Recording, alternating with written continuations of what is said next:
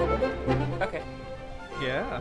Well, All I'm right. not in it, so hopefully it works. Yeah. Shades has got this, man. Welcome to Piss Pirates. We're not pissed at One Piece. We're pissed at you. You are pissed. You are really pissed. And today. that has never been more true in my life.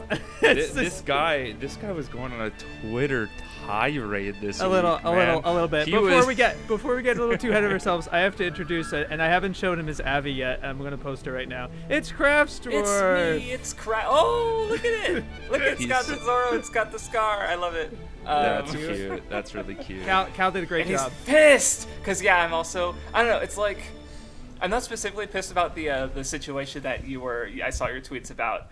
Though I understand where you're coming from 100%. But it's like because I was even thinking about it listening to Piss Pirates, and also after talking to you, Shapes, on when you guested on the Weeb Club, is just like, I've been in the shit with One Piece for like, so this April I will have been caught up reading One Piece weekly for 18 years. In other words, me being caught up to One Piece is almost able to vote.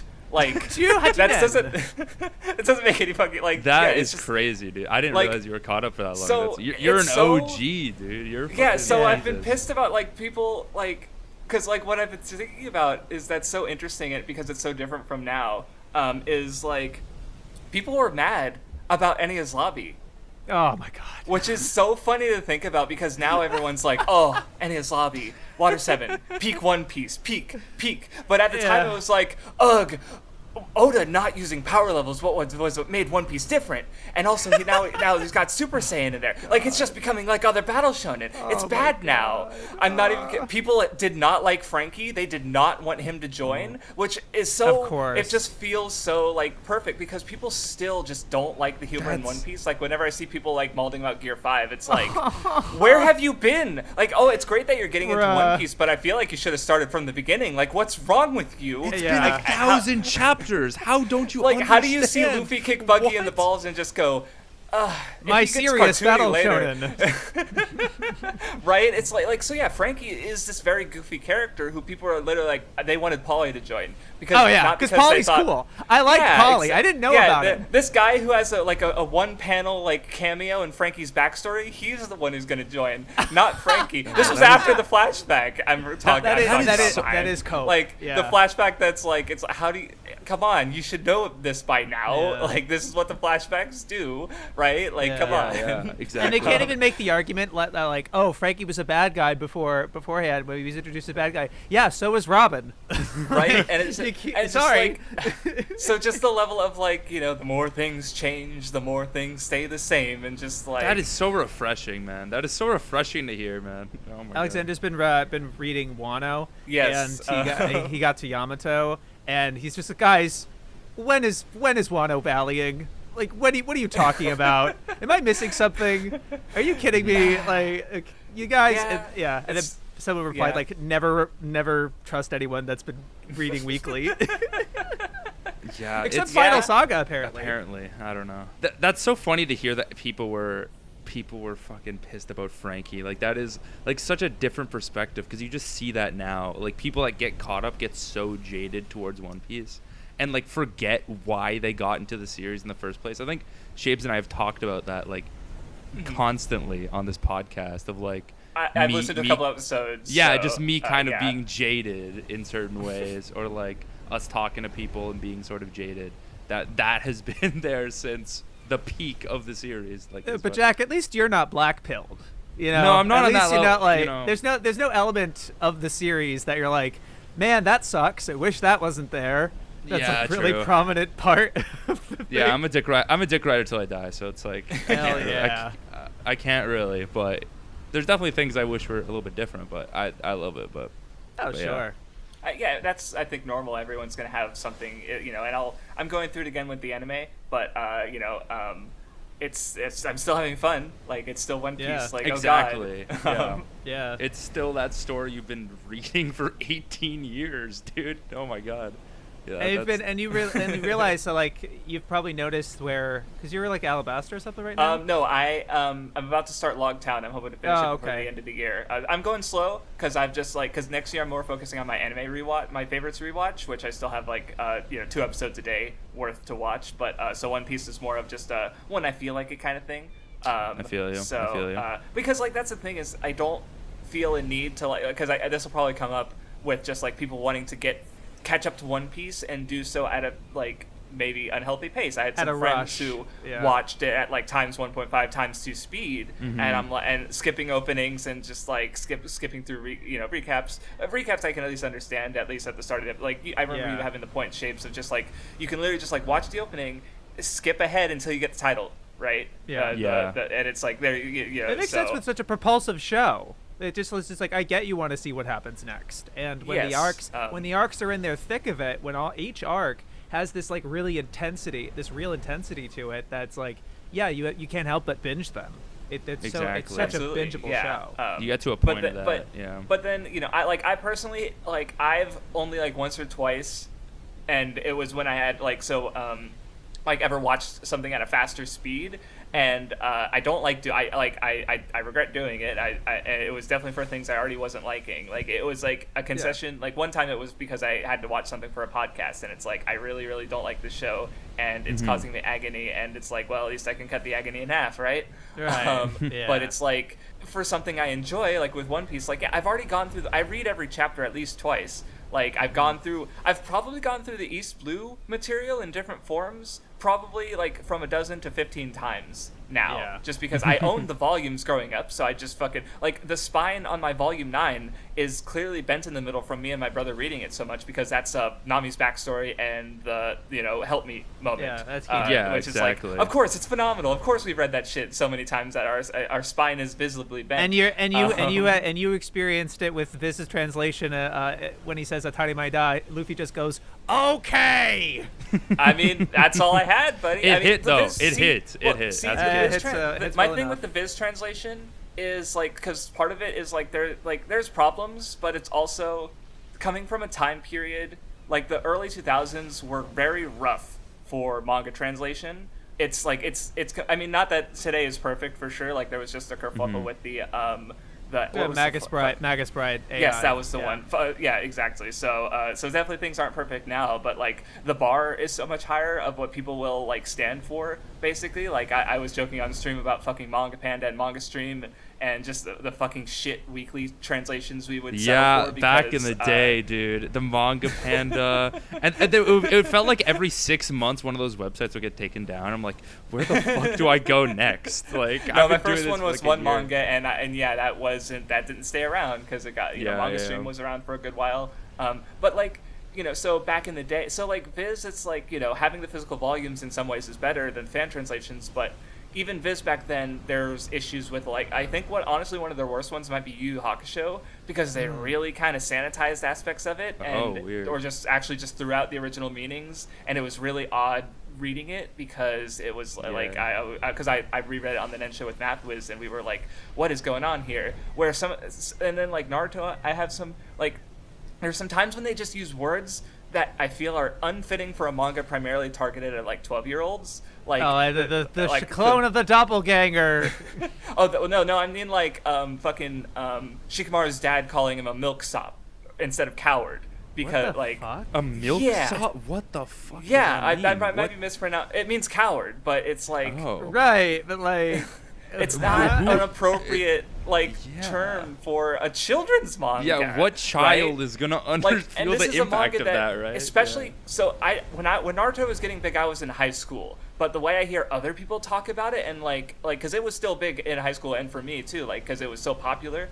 But it sounds more formative when I hear about people Nanmanji or Vindi, or people who are younger than me talking about it because they would have been. It was their Dragon Ball because for me Dragon Ball became big when I was in elementary school and it was sensational. Pokemon was another big one. So Naruto is kind of like that for the younger audience. So, Yeah, but like yeah. those are the people who would be reading Naruto. They're not gonna understand what a milksop is. No. Right?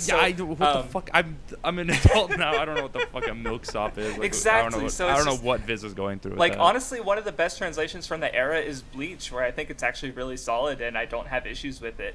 But One Piece it has some 4Kidsisms. It has just straight up incorrectly translated parts. The one that I always think about is when on Jaya, Blackbeard is going to fuck up Luffy's day. In actuality, he says, "Oh, Luffy's bounty is actually 100 million, not 30 million." Oh yeah, that makes sense. His hockey insinuated as much. Like it's the first mention of hockey in the entire as a word like that I know of, based as we know it today. Mm-hmm. That's pretty much. crazy. I didn't think it was that early. Because people were wondering, like, how does Rayleigh block Kizaru's shit, And that was kind of the first indication. Well, obviously the Conqueror's stuff, but like, yes. Yeah. Well, I have a whole tangent about that I might talk about at some point. But to finish my thought, so the Viz translation actually gets the meaning entirely opposite. It says like, oh, 30 was too high for Luffy. Like instead of like him recognizing Luffy's strength, he's actually like shitting on Luffy in the Viz translation. So because they just kind of missed that bubble. But like obviously it's like, well, I don't know. My other thing with One Piece specifically is that because I was so ingrained with the community at the time, like I learned a lot of like trivia and translation things. Like I could tell you what Shirohige and Kurohige meant like 15 years ago, just because like, oh, did you know? Got trivia, right? So I was aware of some of these. Like hockey, I didn't find out about years ago, because obviously at the time even the English speakers wouldn't have been super familiar with the concept and really how sure. let alone how Oda would take it and explore it in his manga, and had been since literally chapter 1, frankly. Mm-hmm. But so it's just like, it's like, it's just there's just so like, I understand having issues with the Viz translation, and even though weeklies aren't perfect, but I think in general, like with translation of an ongoing property, like there's bound to be issues, because like apparently I follow Andrew Steiner, he's done a lot of localization work, and he's also a big fan of the science adventure franchise, which you guys probably know for Steins Gate, which is by far the most popular franchise. I know it for Occultic 9. And there like you the go. Chaos Child. Yes, Chaos Child. Yeah, okay. But apparently the most we're recent special. entry, Anonymous Code, basically recontextualized certain terminology the whole franchise has been using that no one had been translating correctly, because no one except the fucking creators knew what these terms they had translations. So like there's a whole fan group called the Committee of Zero that's released patches for each of the game that make all the terminology consistent, because obviously like it's not their fault, right? So like that's what happens when you translate an ongoing property. Like you're not going to understand the full context of things. Like honestly, so another One Piece one, you might have noticed in my videos I use the term Heavenly Dragon instead of Celestial Dragon. The reason okay. I'm perfectly so I'm perfectly fine with the term Celestial Dragon in itself. My issue is that I feel like, again, it needs to be the same as the term Heavenly Tribute and Heavenly Demon. But officially, like that, because they're all connected things, right? Like Doflamingo is a heavenly dragon who fell to the earth and became a demon, right? He's Ten Yasha, as opposed to Ten Ryubuto. Then I don't know the exact word for the heavenly tribute, but it's obviously supposed to connect. It's the money they give to the heavenly dragons, right? So I use those three like that just for consistency's sake, and because I happen to like heavenly. Like it's more. It's not even that I like prefer heavenly dragon to celestial dragon. It's more that I don't really like celestial demon. It seems a little weird to me. That's the only one that I'm like, I prefer heavenly there. And it even adds to the kind of contradiction there with it. He's the heavenly demon, right? Like that makes sense. So there's so many just little things, and like, but we can't just go, I'll wait to read One Piece translated when it ends. Like the market just doesn't like. No, it's always going to be like that. So, I was just starting on research for my upcoming stream project, and I was going through the subtitles on the Disney DVD release for Nausicaa. And I also bought the G-Kids Blu-ray to see if the subs changed, and they do slightly. They kind of changed a couple of like terminology. They instead of like OHMU, they have it as OHM, so they just cut the U or whatever. So I know that they were edited, but the translation is not edited. It's pretty much the same translation, which is crap. It's Oh, really no. it's really not good. The subs Oh, for okay. the official release. So like probably the majority of things that people have watched, I wouldn't be surprised if these were the subs that I watched when I saw Nausicaa in theaters with Fathom events or whatever, which was like the first time I saw it subbed. Yeah, like I had seen the movie like 40 times dubbed before watching it in Japanese in theaters that one time, and the subs I remember being just really bad. Like bad by just general standards, or bad specifically comparing it to the Nausicaa dub? Because I know pretty you love much that dub, pretty much so. comparing it to the Nausicaa dub, because Okay, like gotcha. it's not like there's huge grammatical errors. There is like it's been a year and half. You know, like there's okay. stuff like So- that where it's like, yeah, that's Yeah, not slight that's not things that are- wrong, but that's not good either. There's like definitely oversights in like the overall product that like Yeah. just kind of ruin it in comparison to the dub. I get that. Right, and I mean, so I'm going to be including that in my, just showing that, like, by the way, like the official subs that we have on these releases that you see in Fathom events, or you get on the official Blu-rays or the old DVD. These are the subs you get, and they're not good. So that's going to be a constant reminder that, like, even that, like, I could just take that and be like, that's not a good experience. I could just judge the entire thing off of that script, but I'm not. I'm going to be fair and get the best possible translation, which I found like a 2004 combination of this Cornell University translation and then this other one. Oh my it's a God, really okay. and I have the Japanese script, like the full, like the actual kanji hiragana. Like I know exactly what they say. So Yes. no excuse. There will be no excuse for the translation. It'll be as good as I can make it, and the dub will still win. Watch. The Ghibli Watch. dubs are just great. Watch. I don't know, like Yeah. watching, like especially watching them in comparison. I don't know. I've seen so many. I think it's part of the problem of like watching the dub first, so you just enjoy it more. Oh yeah. But I don't like even like ones that have like My Neighbor the Yamadas, like watching that subbed first. I'm pretty sure the Ghibli dubs are made in just a very different like different dubbing company than like say Funimation, right? Which so they'd used like a different pool of talent and probably different like just production procedure or not procedure. It's how they get the big name actors. ADR and stuff, directors, ADR scripts. Yeah, exactly, Yeah. right. So they probably just have a different pipeline for it, so which could lead to different products, right? So I have not. I need to. I don't know. I'm horrible when it comes to like consuming media because I'm not just like, oh, I'll watch that thing, I'm interested in it. I'm like, okay, but like, where does it start and where does it end? So like, if I'm gonna watch a Ghibli movie, especially thinking about how because so my friend like Boy and the Heron came out and it sounds like some people really like it, but some of my friends are also like, I didn't get much out of it. And from what I hear, it's because it's very like reference to sort of Miyazaki and his career and as a person, I guess, in some ways. And It's a case where you read into it. If you think, oh, this person's this person, but that's like that's trying to find a reading to the movie because it's very different from pretty much every other movie he's done. I don't know which ones you've seen. I've seen many. Years ago I did watch a bunch of them, but I just didn't like keep up with them, and I didn't do the completionist thing. So I think one of his greatest strengths that I talked about in my Zelda video is that he really allows you to follow the character, and everything makes sense. Like it follow the logic and the way things are. I don't want to say pace because I hate that word. But like, but I think that's a good word to use. Yeah, the way that information's given to you, and you follow the character through this castle or through this event or whatever, and everything has a logic and explained and is great. You don't get lost.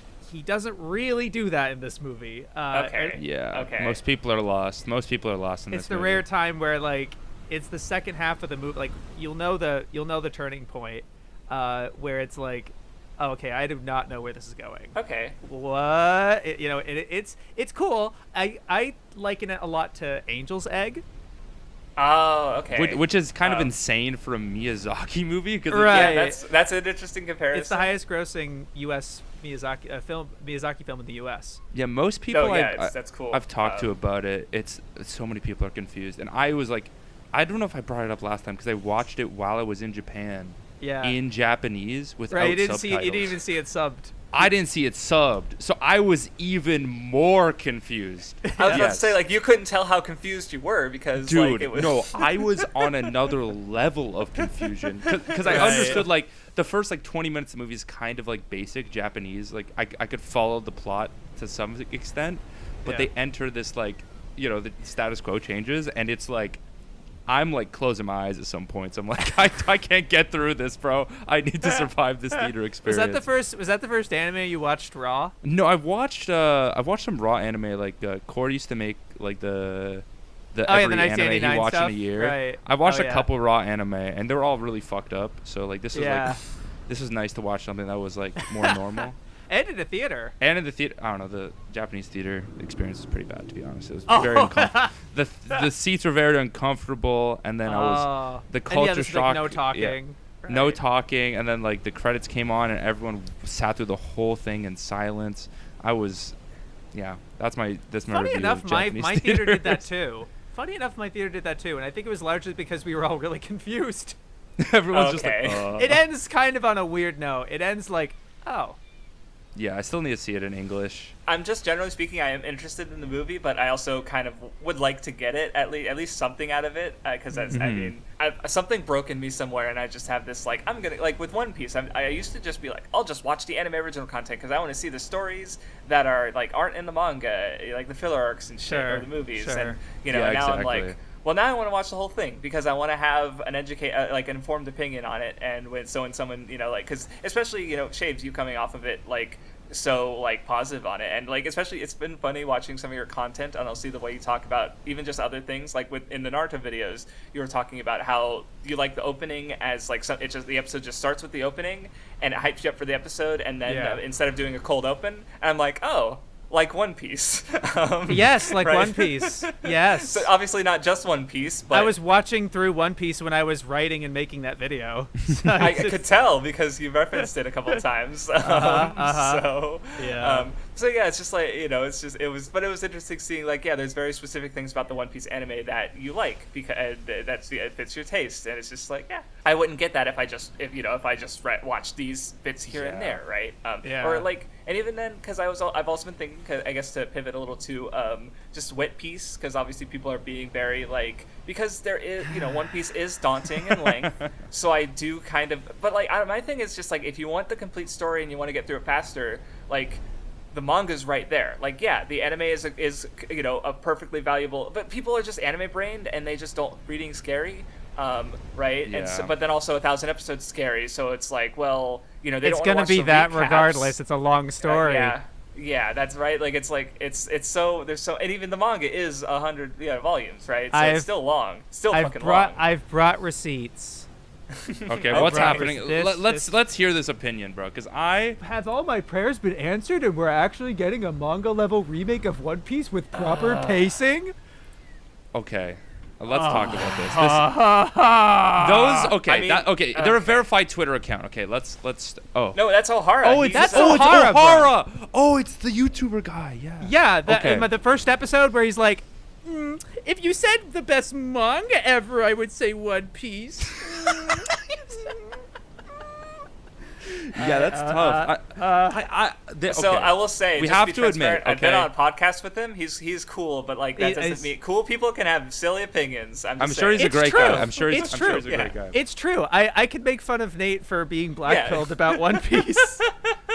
God, we've discussed this in the past. We've discussed pretty heavily like the pacing, and I feel like it's such a universal complaint that it's like. True. It's kind of hard to ignore. There should be something. There should be something to it if a lot of people agree with it. Skibidi Toilet must be a really a popular. You know, there must be something to it. There is, there was something to it, and you know, I've watched all of Skibidi Toilet now. I've brain rot, but it's fair. There is levity to these claims. I think of the pacing, like rewatching, because I rewatched the first 25 episodes just after the live action came out. I was writing my video about the live action. I was just comparing both of them. Sure. And just like it's there in the beginning. It's there. Mm-hmm. It's there.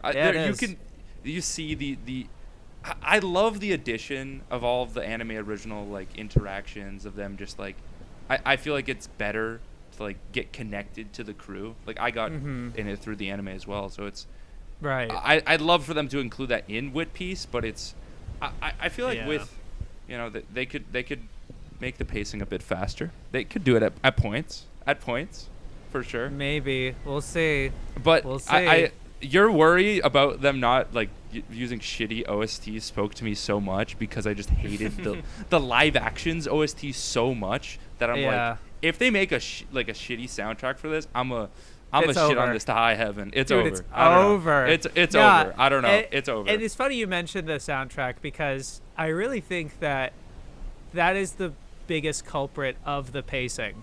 That's the whole reason it's paced the way it is. If you really observe the scenes that are being dragged out the way they are, it's to let the soundtracks fill those moments out.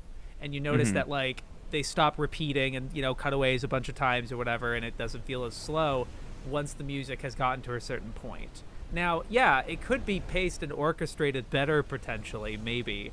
But I do think it's just like the way that the music has been orchestrated, in such like in the way that it's like stretched out. It's not as snappy, or it gets to certain points or whatever. Yeah, exactly. Yeah, but I think it's a big culprit of that. And yeah, I mean, I don't know about them getting, because they're saying a whole new crew. It'll be interesting, since this is I think this is technically a co-production with Toei. Like, Toei is somewhat involved because they're part of the production committee. They'll never stop animating this shit. Like, well, no. But I'm just saying that, like, there is a potential that they bring in the soundtrack and sound effects, but I don't know. Yeah. I don't actually. I imagine it'll be maybe like more like homage to it in certain ways, like more than like the live action did. I would hope. You'd hope. But I would hope, yeah, but it's funny also you making with like, boy, I hope the elements of Toei that we do like get into the actual thing, right? It's like, maybe the Toei is good, you know. But like, I saw this post here. They're like, boy, please keep Robin Tan with bangs and a point nose, like, and a point nose.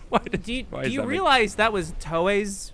That was Toei's choice? No, yeah, I haven't done a comparison, but I grabbed like volume like 24, which is the first one of the. No, I guess there's some color pages earlier that I don't that I could have compared to, but like, yeah, her tone in the manga really hasn't changed meaningfully at all. Yeah, even I don't know if you I don't know if I really have the screenshot around, but I talked about it in the previous Piss Pirates. The second Toei movie, the ending credits. They have a shot of Robin before she was introduced in the Toei series. Oh, okay. And she's white. Interesting. Oh, that's okay, because I didn't catch that because I haven't watched that one yet. So I mean that the whole like her being tan and everything, I don't know what happened specifically, but it's a coloring error, and they basically used the remake. They used the time skip to correct it. I will add that I think people like preferring the Toei colors is fine, because she also has blue eyes in the anime, but she has brown eyes in the manga. Because some of Oda's coloring Kuma, in my mind, he has his black coat and his dark hair, but in the manga he had like an orange coat and brown hair, but he wasn't colored in the manga until way later, right?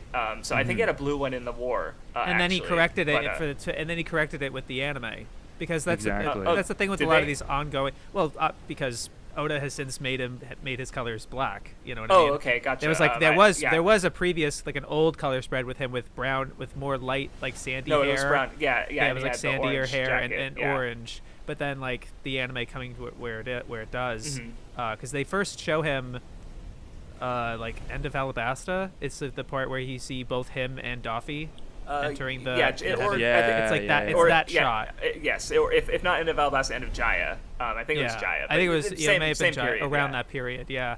But yeah, it depends where that was. But yeah.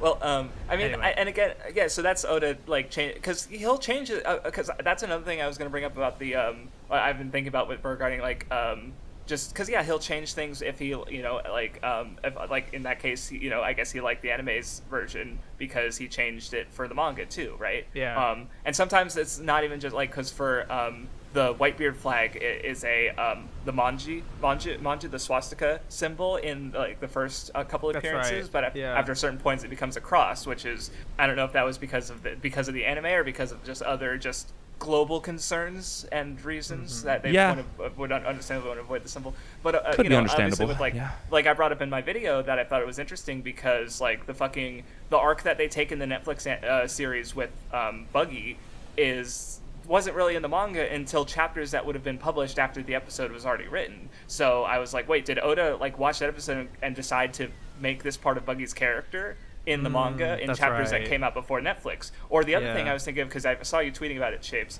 the electricity in the setting, which I thought was interesting because the way Oda talked about it when it was brought to his attention by the Netflix staff was like, oh yeah, I hadn't thought about how electricity works in the setting. Sure, just say there's always been electricity. And then again in the manga, before the Netflix series came out and that interview, that quote dropped, we had Morgans being like, yes, Vegapunk brought light to the world. But actually, what I thought was interesting is in Volume 11, when going over the Going Merry, Oda talks about how in the bathroom they have like a pedal system where basically the Straw Hats will pedal it and an electric motor warms up water. So there's human harnessed electricity in the setting well before Vegapunk, but that Oda forgot about and then added because it's just so weird. I don't know, because it's Thank like God that's not as much of a meme with him. It's like Araki forgot.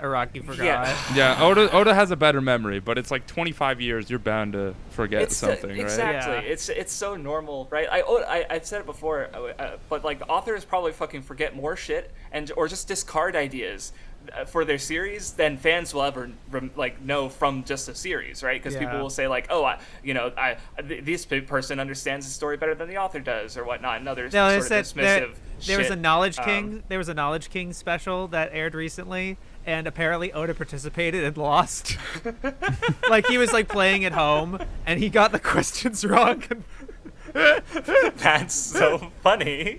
Yeah, no, it's really funny. Yeah, no, it's like, because One Piece is so long that like even just like watching it or even reading it, which is going to be a bit faster, it's going to be like there's always going to be like I even mentioned to you because you watched some of my videos. They're like, oh, I didn't realize that, and it's like there's always things to miss because it's so big, and especially with like some of the things I've come up with, there's so many like little things that like I feel like with my Blackbeard video, I feel like there's stuff there I'm picking up on that will probably become way more obvious later. Like not even just like my speculations, I'm just talking about some of the fucking direct like contrasts that have kind of been implied but haven't been like directly shoved into the face of the viewer yet, because obviously they haven't done their thing yet. Like we're still gonna get more Blackbeard eventually, so it's like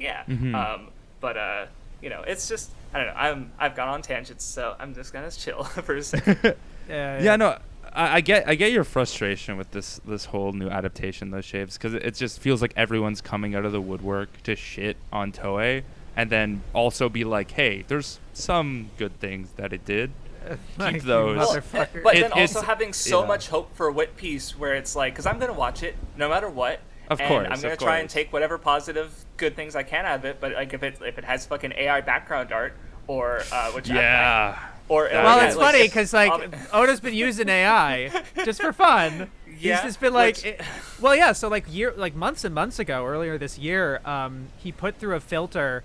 Like he drew a picture of Rob Lucci and then took a photo of it and like ran it through Dream or whatever through like an AI thing. Yeah. And it just see all the stupid results that came out of it. It's like Anime Girl or whatever. And then not even like 2 days ago or like yesterday, they put out this AI song.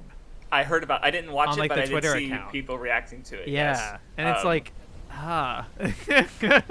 Well, there was another one where Oda like asked for One Piece plot things through Chat GPT, and it was like the Straw Hats go to the Dark Island and fight the Dark Emperor or something like that, and it's like, well, I guess Oda's like, that's not bad. Oda's got a job for the time being. It's just right. He's not replaceable yet.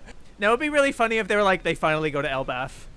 That would be the Dark Emperor. All right, fine. But I guess to with the One Piece thing, it's like not only are people shitting on Toei, but they are being like maybe a bit unreasonably optimistic toward One Piece. Dude, because like for reasons we've kind of brought up with just like they're gonna have all the good parts of the Toei and none of the bad parts, and it's like really because like with the voice act, like okay you can bring the Straw Hats back, like they can do multiple shows at the same time, right? And maybe they, in some ways they can even do the performances like maybe not better, but like they have had so much experience with the characters that like maybe they're able to like connect to them in a way to add to their performance, right? Yeah. You know, exactly, maybe. yeah. But if they bring back the old, because like I saw someone point out like a lot of the like for Dragon, some of the voice actors have fucking died. Like fucking Kizaru's voice actor, fucking he's been replaced already. Mihawk's right? passed away.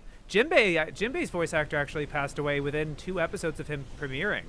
Oh, Really? shit. I forgot He about had that. he had an original voice actor, and then like a couple weeks later he passed away. I had So no he only idea. did like maybe 1 or 2 episodes, and then a new guy, the current guy. That's replaced him. so I didn't know interesting. that. Mihawk Yeah. was also replaced, which is a real shame because I really think the Baratier his performance in Baratier is like really distinct and interesting. And the new voice actor is fine, but he's a little more standard, generic. So now you have another long production that's all, and yeah, these voice actors have been doing it for such a long time. They're gonna get older too, right? Like, what's the point where they're not able to do the voice anymore? Because that happens too. Yeah, like the voice actress for Doraemon has fucking dementia. Like, she can't. She was replaced on Danganronpa because she can't voice act anymore, basically, right? So even and there's like the Marge um, Simpson voice too is like falling up. Like I watched recent Simpsons like a couple months ago, and it's like it is falling apart. Like, these people are old, and we're starting from scratch again with these people. Like, I don't. It's definitely iffy. Like that. I wanted faster, to share this. So this is a mutual of mine. We're buds. We're fine. We're good. But the fucking right. come on. So Salty. Funny guy. Salty has only read the manga only recently, like last year. I don't know how much of the anime he's even tried, but he says, okay, hear me out. Yes, this could be a 1-to-1 remake with better pacing and modern animation. That would be incredible. But what if it's like the JoJo anime adaptation and they take advantage of 20 years of story being out and foreshadowing and extra scenes? The possibilities with these are endless. They have so much they can work with to make the first few arcs even better if they play their cards right. This could be the go-to One Piece adaptation. My biggest hope is that they retain the comedy, but tone down stuff like Sanji's pervy humor and other jokes like that. Because then I think the adaptation would be that's like perfect. even more extreme than what I was talking about, because that's hopeful to the point of being kind of like copium. That's like that's copium. Yeah, that's definitely copium. Right, like, no, they're not going to like, and honestly, like, part of what he's describing the Netflix does do, like, it tones down Sanji, it adds in foreshadowing that obviously Oda hadn't even come up with back then. Right. Yeah. And then I was even going to bring up, it was so another funny thing I noticed watching the anime again is how, like, again, not even Oda could have guessed, but like the way they introduced Zoro in his flashback, he goes up to Shimotsuki village and he's like, hey, I'm the guy who beat the dojo the next town over, I'm going to conquer this one, and he's talking to like his distant cousin, like he doesn't know her, and I'm like, that didn't age very well. So, because obviously Oda revealed that they're fucking related, because their ancestors all came from Wano, and it's like, well, yeah, again, Oda didn't know that at the time, so like in the moment, at the time, it's fine. This is perfectly fair to adapt this way and expand on the flashback so that they could do a full episode, and it was a good episode. Like, I'm not gonna bitch about fucking continuity errors, especially when, like, because there have been continuity errors in the One Piece anime for a while. Like, the first one I know of, aside from that, like, that I've known for a long time, is in some guy falls in the water, like a devil fruit user falls in the water, and they don't get paralyzed. I don't remember that. It may have been a manga thing. They are there's the Mr. 3 one that he explained in the SBS, but I really like how he handled that. But he literally handles continuity errors in the manga through the SBS and just comes up with silly explanations for it, right? I kind of love it. But it's like, don't take it that seriously, guys. In the Warship Island arc, Zoro cuts iron chains, and then 100 episodes later, he's like, I can't cut iron because it's a character moment thing. And again, they didn't know that it was going to be a character moment for Zoro, that he could cut him cutting steel, and so just to or Chopper does the second Rumble Ball in some of the anime original debut back fight stuff, but that has very specific effects on him because he can't control his forms, which they didn't know because Enies Lobby hadn't fully happened yet at that point. Like, just so many little things that I'm not going to get hung up over it. I understand. Well, because it's such a long story. There's so many other moments where they do get right, and it's always such a dangerous game to cherry pick things. Like, this is why 1,088 episodes is bad. All of it.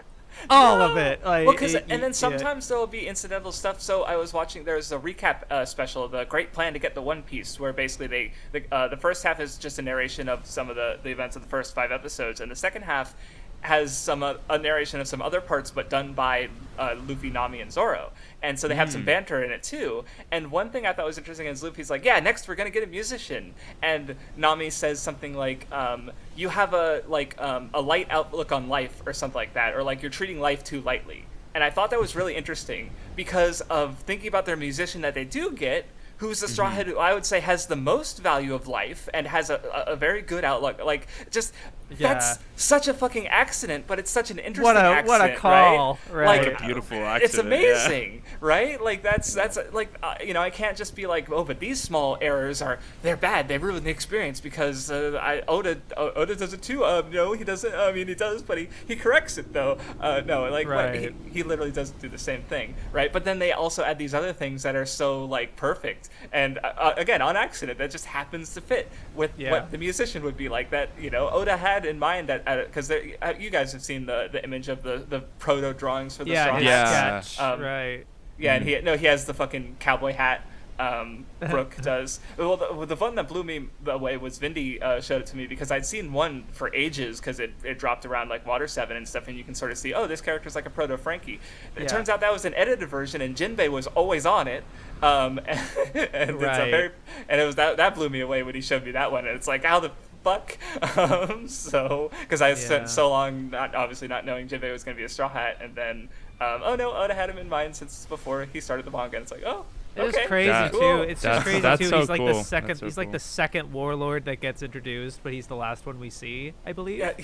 I believe it's chronologically. That's correct. He's the last one we see. He's the exact second one mentioned, the last one we see, and then it just takes so long. And even when he joins the crew, it's like, no, I gotta go fuck off. I hate that. That I could never agree with that. That's one of the worst annoying. things. That's one of the worst things. I don't know. It just ruins the impact of it. The whole Even though King Island ending is really not great. I think he fumbled it. It's I don't know if entirely fumbled. There's multiple moments where that was a perfect way to end it, and it just kept going, and then it ends with like, they got away.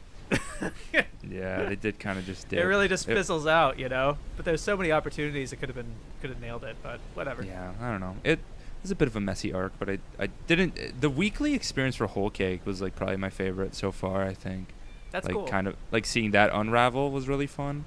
Yeah. And, like seeing Pudding. Because you're like, how the hell are they getting away from this? Yeah. Like, she eats the cake, and then she keeps following them. It's like, what the fuck? Yeah, that was one of my favorite. Like, since catching up, like in Dressrosa, like that's probably my favorite experience. That's like, awesome. Reading weekly. But I think I think it's similar to me just because it was wild. Like they literally just since the moment the fucking assassination went south, I was like, there's a level of just like, okay, how the fuck do they get out of this? Okay, how the fuck do they get out of this? they're banking on it. Like they have this whole setup plan. Yeah. And it just keeps happening, and it's wild. Yeah, it was really well set up. When Luffy smashes the mirror, he's like, how is he supposed to get out? Yeah, no, that was super fun. I did want to like end it with, well, yeah, I've made a point already that like it's too long regardless. People are like, it's too long. People can get into it this way. Okay, so then they adapt Alabasta. Let's say they get to Skypiea. Let's get through Skypiea. Yes. Are they gonna do Water 7 now? And then are they gonna do Fully Bark after that? And they're gonna do Summer War after that. And that's half the story. That's if they get half. Is it gonna be fucking? It's gonna be fucking 800 episodes instead of 1,000. Oh, is that not enough episodes? Right. Right. It's like, it's I'm still sorry. A lot of episodes. I'm sorry. It is a long story, and you do not want an episode of East Blue situation where they just kind of truncate and abbreviate and just get the best moments. Yeah, that's the kind of shit. That's exactly the kind of things that like people will be like, yeah, One Piece is all right. It's okay. Well, because I have my own thoughts on the sort of truncated adaptations, because I think I saw Shaman King, the most recent one, come into discussions, which is like 35 volumes crunched into 50 episodes. That was a bad adaptation. Holy shit. I mean, my stance on it comes more from Karakuri Circus, which is also like a 30 plus, maybe, no, I think it's 42 volumes crushed into 39 episodes. But so it's like, as far as like a substitute for the manga, it is not. But like, I mean, maybe I'm just twisted because I was also reading the manga. What I do is I'd watch an episode and then I'd read the manga up to the point of that episode, and I thought there were some interesting changes made. Again, I don't think it's a substitute for the manga, but I still enjoyed it. Right? Like it's not. It's good. It's not, for people who have read the manga. It's for manga fans. And maybe no. I think it works as a story even if you haven't read the manga in some way. Like maybe there's definitely a couple issues. Like there's one in particular that I'm like, I think you really should have kept that one bit that explains this character's motivation, like that kind of stuff. But like it still hit the emotional parts, and I still like. It's by the way, it's also a series. Like a big part of the reason I watched it in the first place because I literally was reading Karakuri High School or Karakuri Circus in high school. Excuse me, that's not what it's called.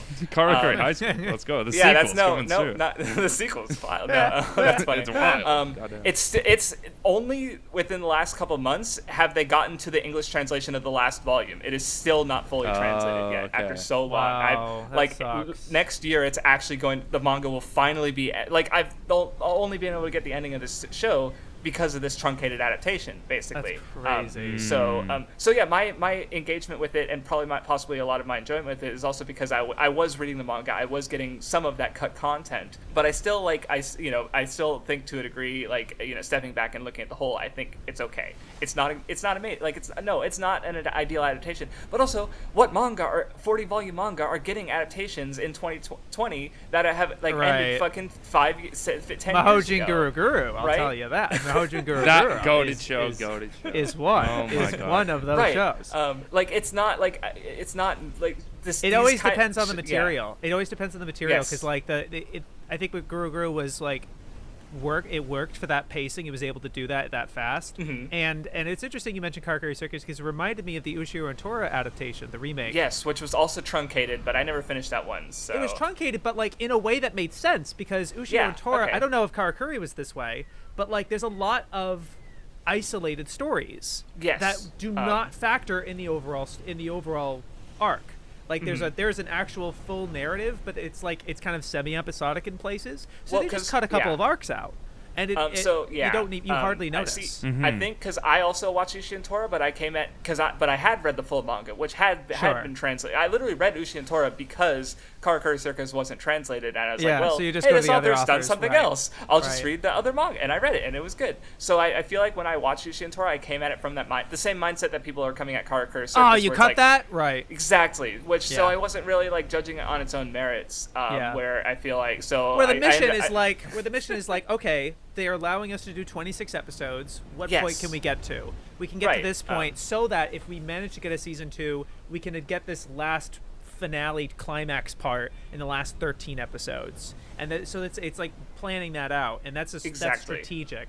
Right. I was and surprised. Apparently, I've heard that even for, at least for Karakuri Circus, maybe also for Ushi and Tora, they literally had Fujita, the author, like, and then they were like, okay, what parts should we cut, and how do we make this work, right? Yeah. So it's not like it's So I don't know if that was for Ushi and Tora, but at least I did hear that for Karakuri Circus. That's just a smart adaptation. That's just what you have to do because you're choosing. Especially because what the alternative is like, that's the comparison I was going to make. Dragon Quest Dies Great Adventure, which was a fully paced adaptation. It was also a Toei paced adaptation because like it has exactly what people bitch about with One Piece. I still like the show, don't get me wrong, but it's also 100 episodes to adapt 33 volumes, right? So in other words, if Karakuri Circus got that adaptation, even if it was like, it picked up the pace a little bit, it'd still be 100 episodes, which isn't really feasible for most anime studios unless you're Toei, who can run like 3 productions at the exact same time, and as they've done really with Dragon Ball perennial. and Precure and One Piece and like they did Digimon, Dragon Quest. Digimon They're more than I remembered. Yeah, more than a fucking million. A goddamn and meanwhile, million make fucking the first adaptations. Slam Dunk, which is like now like the third highest grossing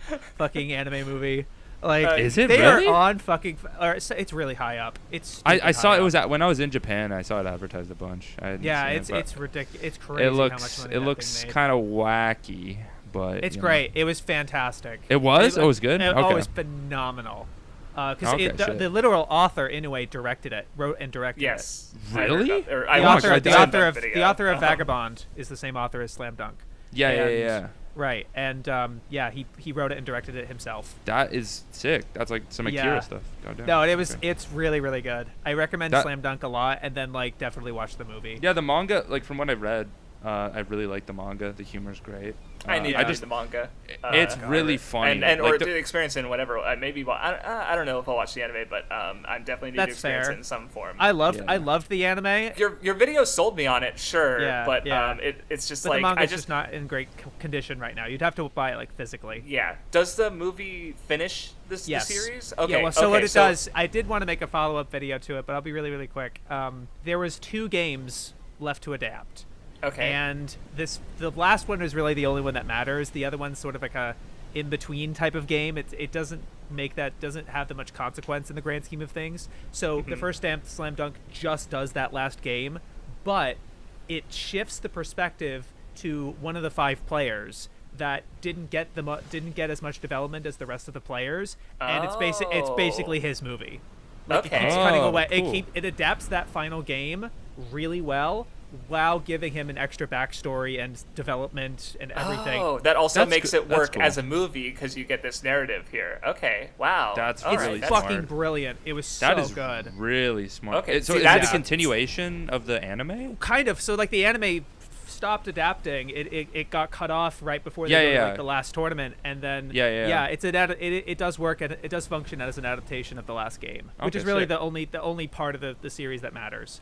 Okay. Because it's the Nice. best game of the series. That's what I hear about where people, it's like, all of Slam Dunk is good, but the last game is just peak, basically. Oh my god! Yeah, they do it pretty. okay. They do it pretty well. I wouldn't say it's perfect. The fact that we got it at all and it's as good as it is a fucking Okay, it's a see, no, you're making blessing. more interested in the anime now Oh because, my like, God. I've been trying to, like, because, like, I don't know, the thing is just, like, I can read manga. I like to read manga, in fact, and, often, because, like, there's some adaptations that, like, aren't as good or aren't good at all. Like, It just is what it is. Yeah.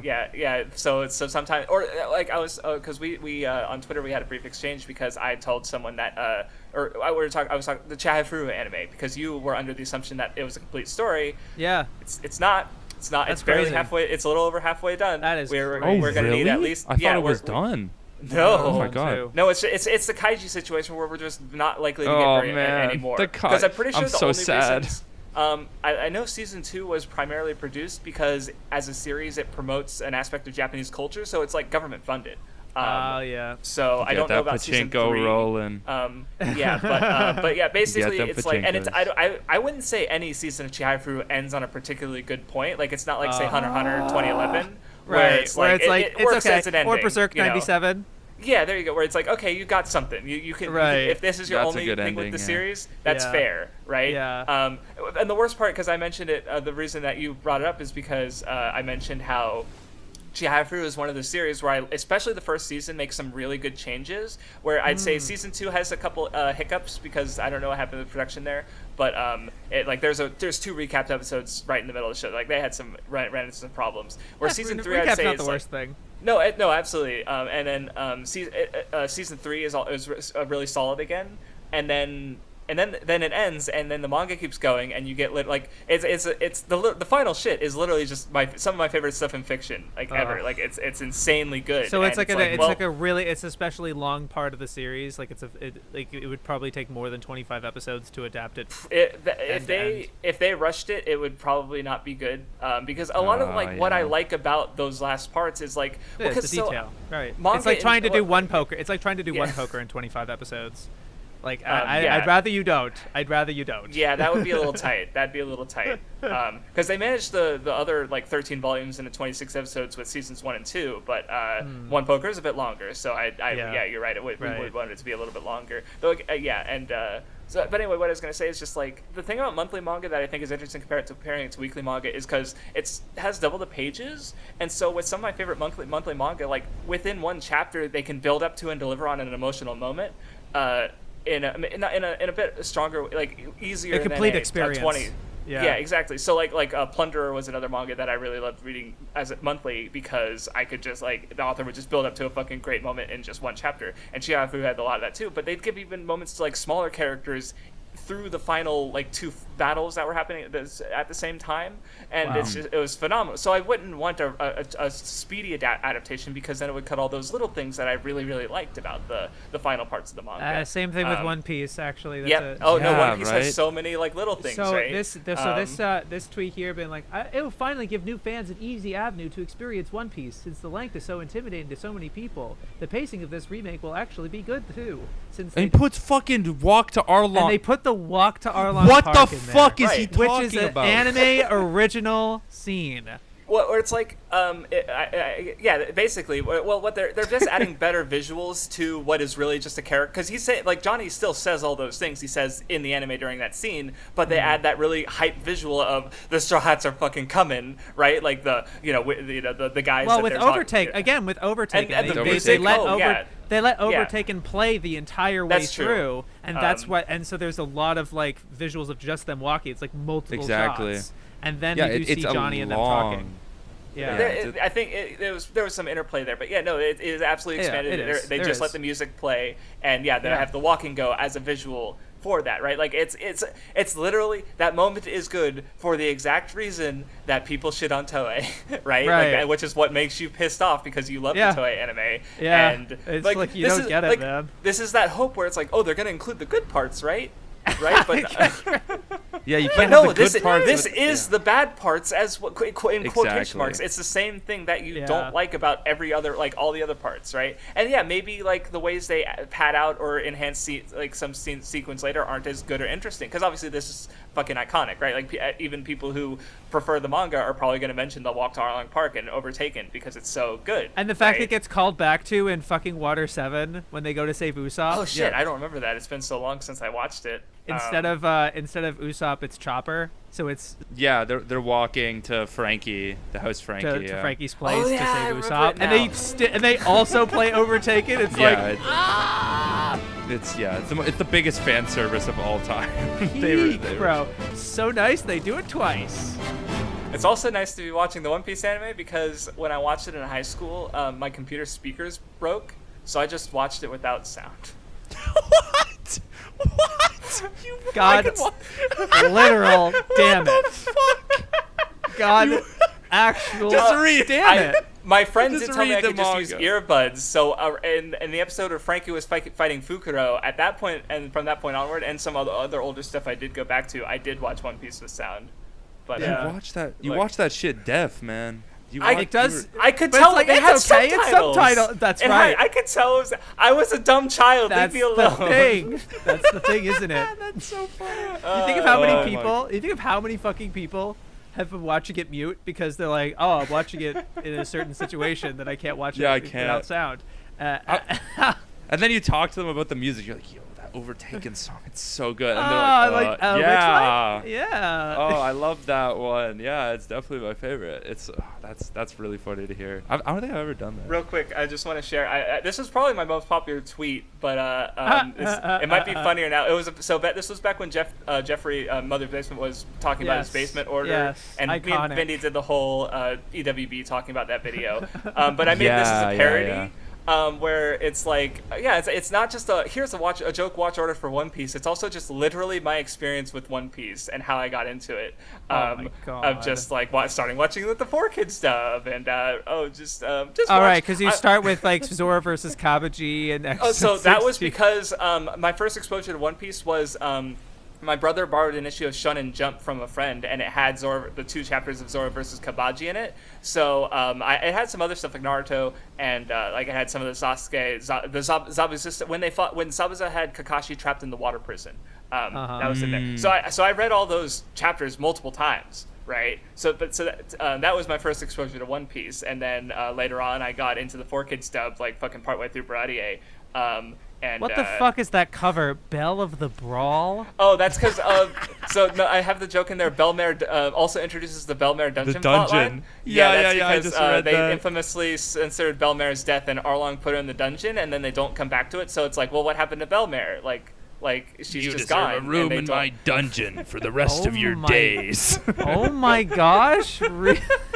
Wait, have you not seen the four? No, I don't kids? know. I don't know that shit. So nowadays people That's view funny. it. It's this very funny like artifact. Like it's Wow. amazing because that's another thing I was going to bring up about how like because I was into when I was into One Piece, my age group.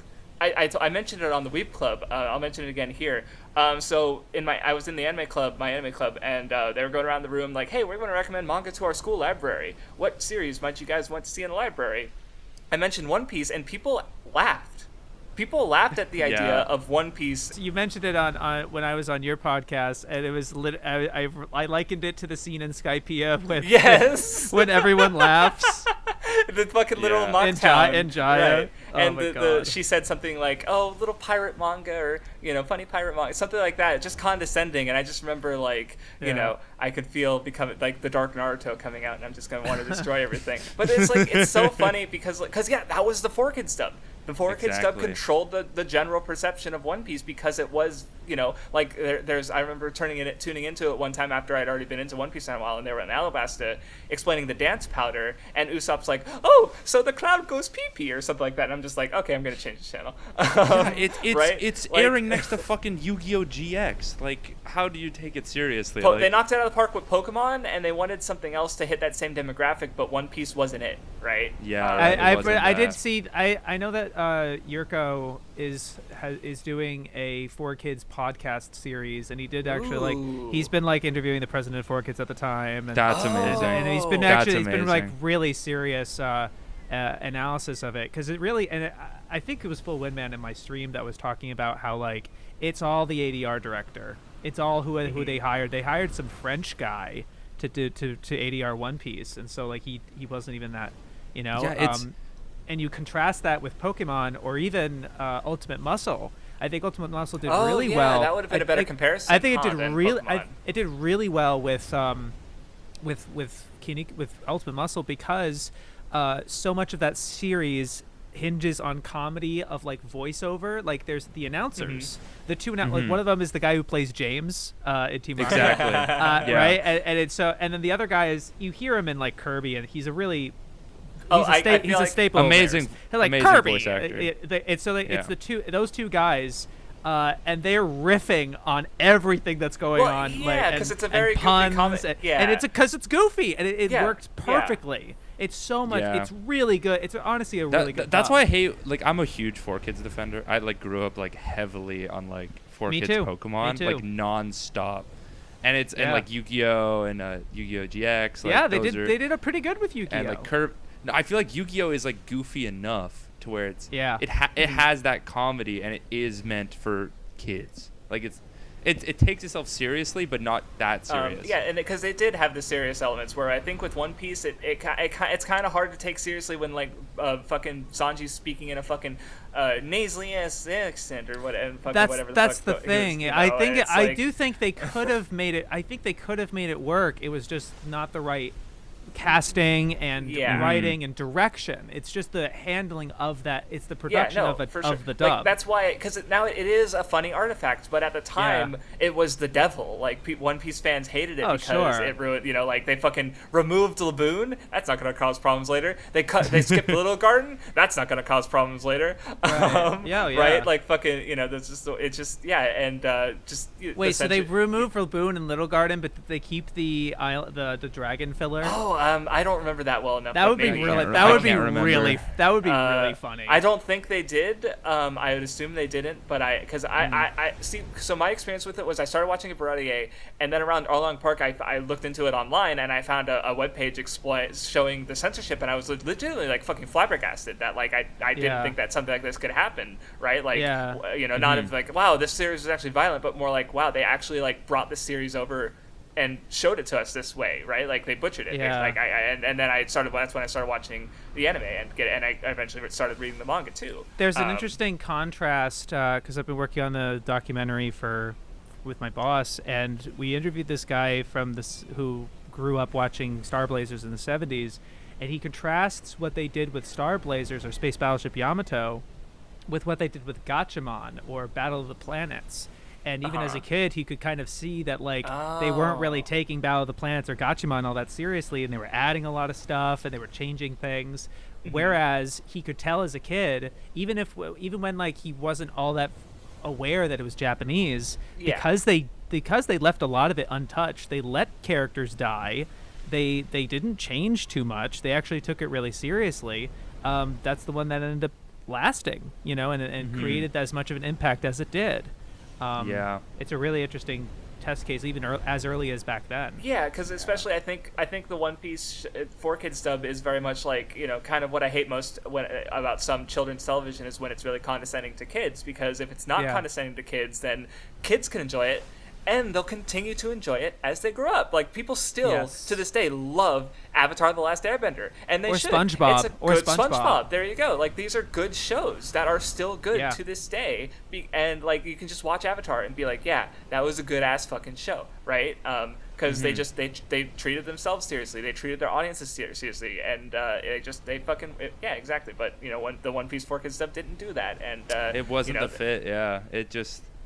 Yeah, whoever was in charge, I guess. It's Pokemon, especially 4Kids Pokemon, is so comedy focused, and obviously One Piece is as well. It just has such an overarching serious plot that it just did not work.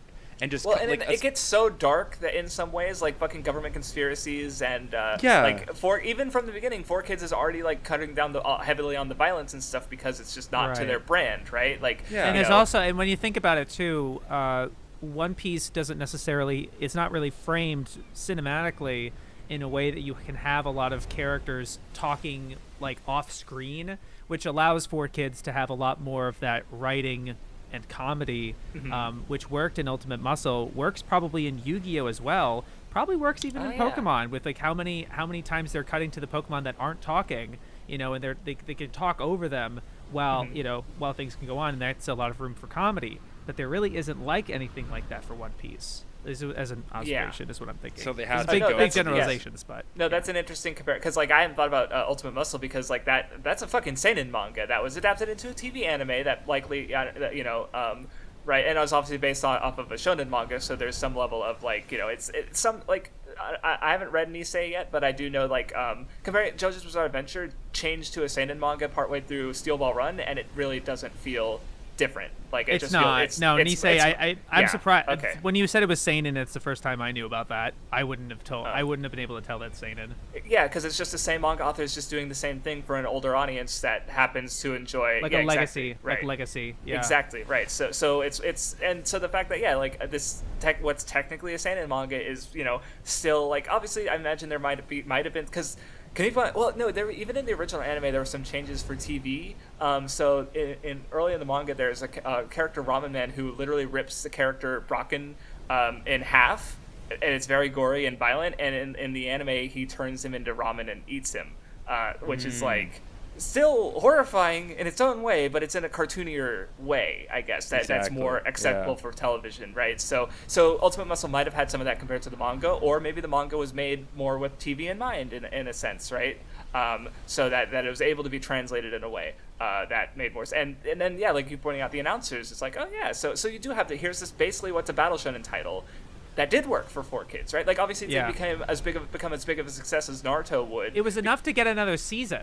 It was enough for like 4Kids literally commissioned the second season of Ultimate Muscle. God, I didn't know that. That's really cool. Yeah, they literally like were able to partly finance it, and that was that way they were actually able to get a complete adaptation. Pretty much, Nisei keeps going, I believe, but it's a really good stopping point. It's a much better stopping point than what it was originally, and it was another. So it was like originally 52 episodes, and then 4Kids commissions another 26, I think, and that ends up being more of a complete story. We're basically like than just the first 52. Okay. Well, Nisei and Robin Mask, both their sons, they establish a rivalry really early in the first season, and they don't get to it until the end of the second season.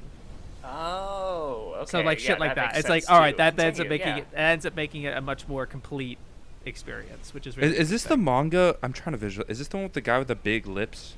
Yes. Yes. He's also got big superhero, like wrestling. Yeah. Yeah. Okay. He's got a big crest on his head that's kind of looks like Ultraman because he's originally Ultraman parody, but he's flesh colored and not silver and red. Yes. Okay, I'm thinking of the right one.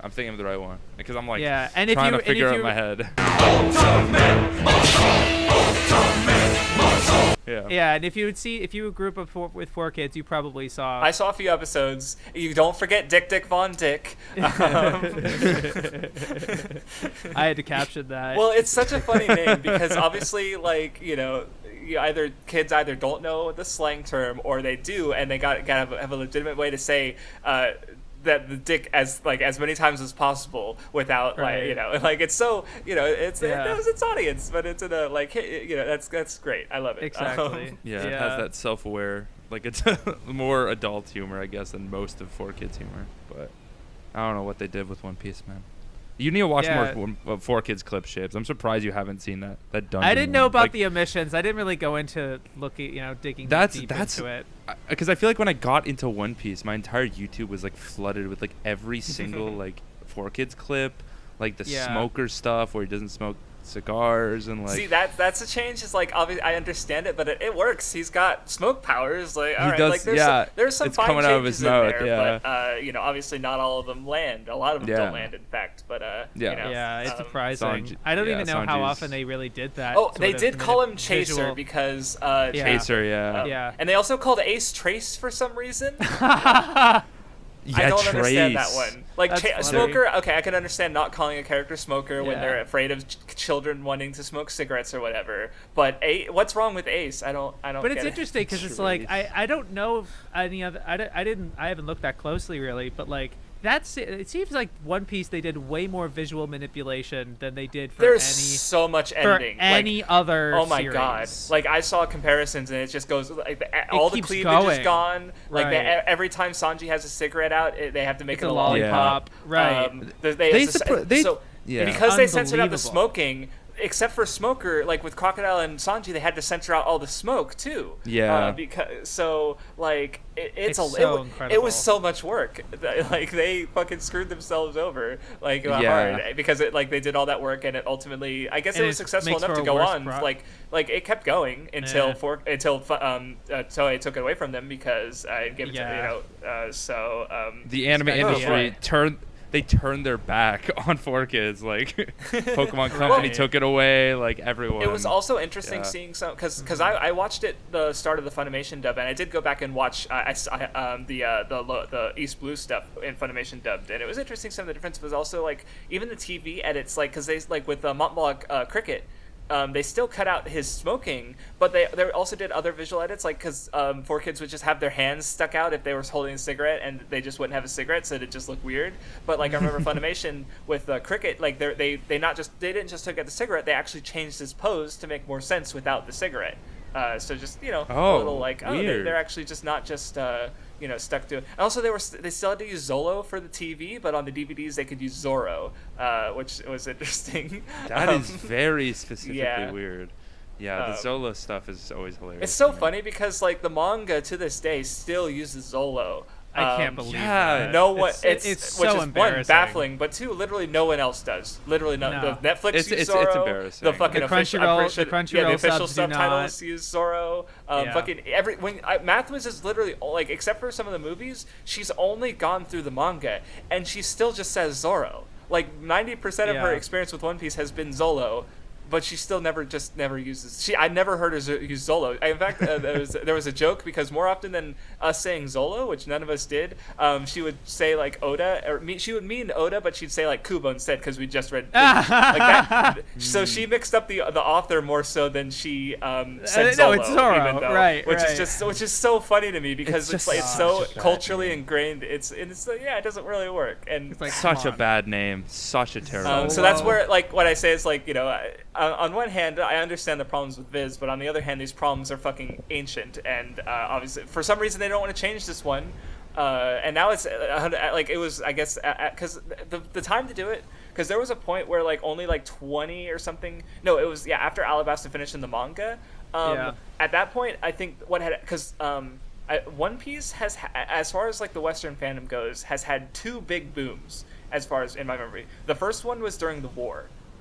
Because Marineford, right? There's a boom. It's a boom in Japan as well. Yes, it was, but I think and basically that caused Viz to actually speed up the manga release, basically, where they had like 4 volumes come out a month. basically, because gosh. they were behind so much, so they actually like we're missing out Got here their on the ass in backlog, gear, especially right. during such a boom. Because like what happened with the war is not one is like you have this long adventure story where even the fans are like, oh, Skype and Davey Backbiter filler. Yeah. Like can it? Yeah. Like I even make the joke in my image. Where And there's it's no like, comedy, and there's no comedy in Marineford, which is like which is true. exactly what they want. Exactly right, and well, another thing is like another example of people being negative towards One Piece back in the day that is a way that doesn't happen now is the meme of nobody dies in One Piece. Right. And That still Ace and White. happens. Well, I mean the fake outs still happen, but I literally outs don't think happen, I've heard you're it right. once since Ace and Whitebeard died. Because It was way more. It was way more intense back then. yeah, definitely way because now more it's like intense, I after imagine. so long of not having character death, then you have Ace and Whitebeard die and have it be such a big thing in both like for Luffy and for the Right. world that Oda Yeah. literally can't bring it. He can't take that back, right? Obviously he won't, and there's no reason to think that he would. But like, Yeah. that I literally haven't seen the meme being brought up since because it's like even if Because yeah, people Oda's finally, still, understand why he uses death the way he does, and he Right, explained and, it. like- He explained this in an SBS like in volume 2 or 3, where it's like, hey, so like you didn't kill Kabaji or this other guy. Why? What happened? Why aren't they? Why aren't they dead? And his perspective was that like they die.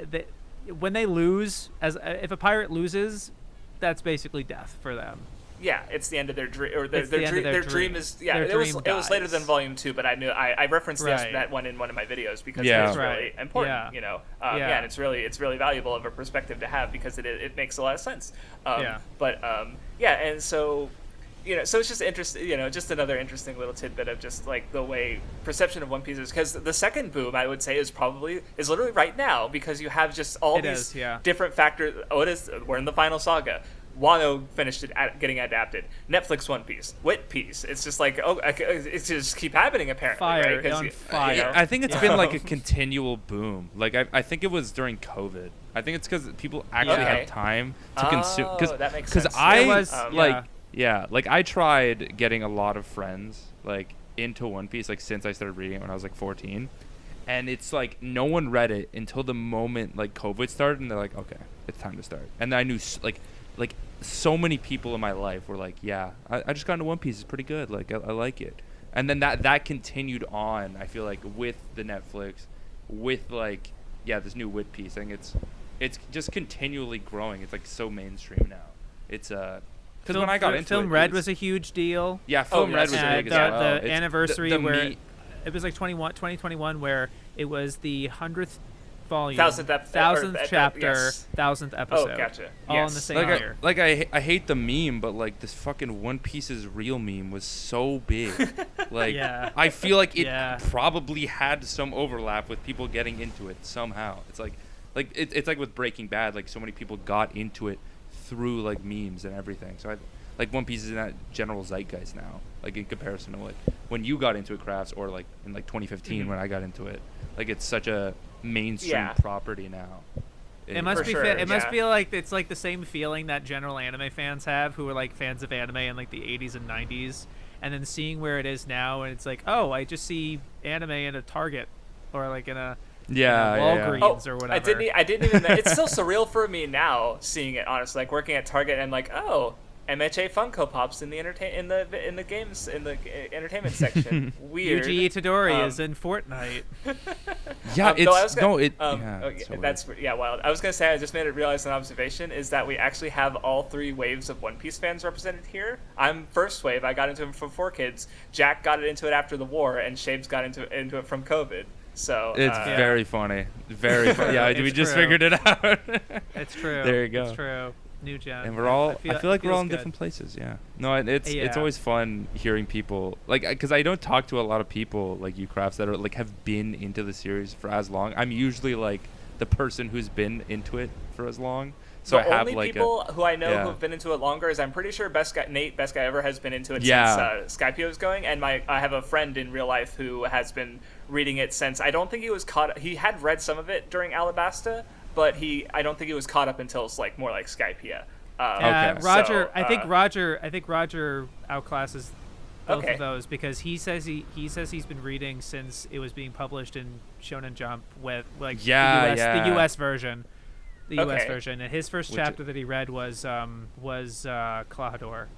Was it? Okay, was gotcha. was Luffy's fight with Klahadore around that period. Yeah, the real OG shit, man. Jesus Yeah, Christ. he's been reading a and lot. and just like seeing has like just- everyone's yeah. different perspectives on the series now. Like you look at Nate in comparison to Roger, it's like or Recon. you know, right? a Recon. Just people just are so jaded towards the series in a lot of ways. Yeah.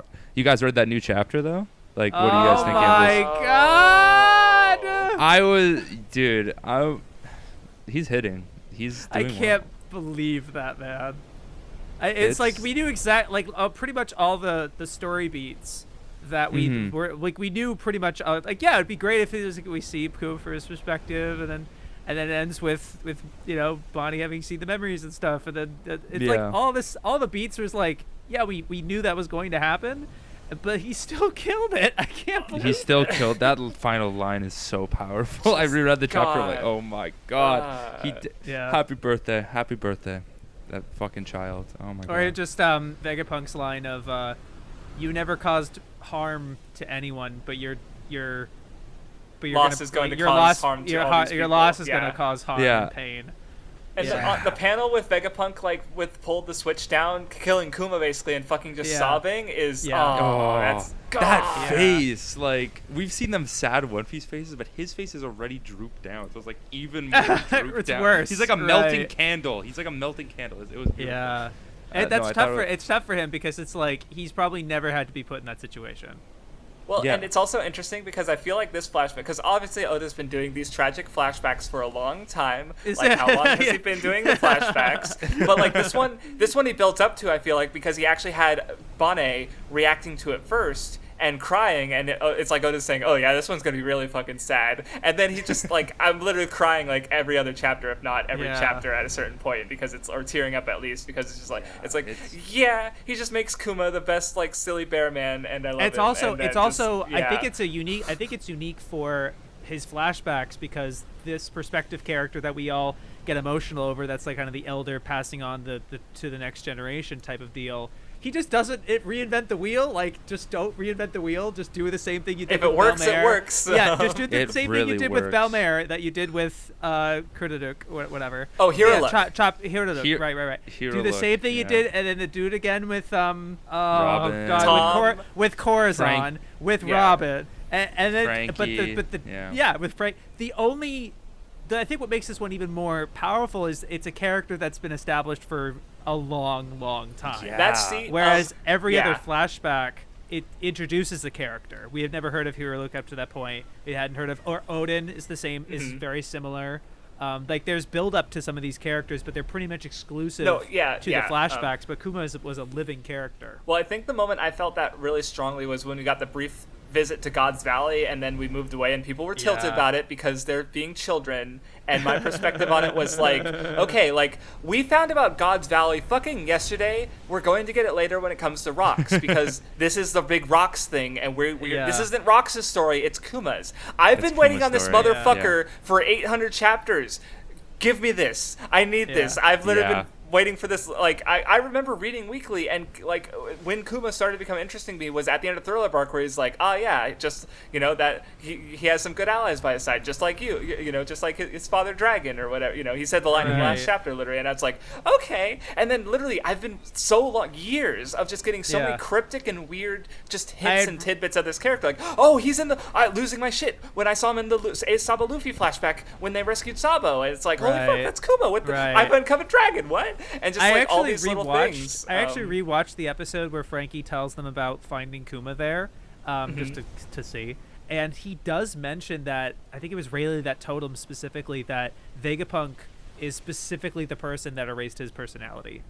Mm-hmm. No, I'm pretty sure. It was a deliberate thing that he had also programmed that last mission. Yes, but we just didn't have the reason why. We just was like, exactly. No, that's what I've been waiting for.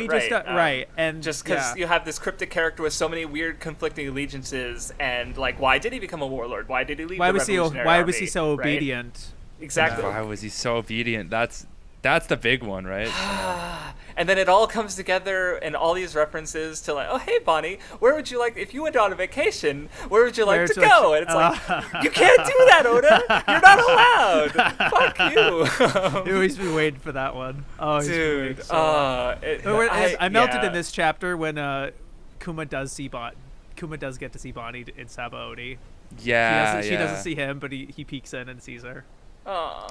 Just like seeing like these it's really interesting. Yeah, you point that out, that it's like from a character we've known for so long, because we get to see their perspective of all of like these tragic events, like the Sabaody stuff, and it's just like hearing his like inner thoughts like while all this stuff is happening. It's very cathartic. This whole flashback has been like as a long time like reader, it's like, oh my god, like Kuma's always been one of the most, oh my god, yeah, I teared up like several times like that. Recon had a really good observation about those internal thoughts where you get to see how he finds out about, because like it's like, you know, he's in Sabaody, but then he's for a particular mission, and when he finds out that that somebody punched a celestial dragon, it makes it more emotional that it's Kuma saying these things, just like no one's ever tried that.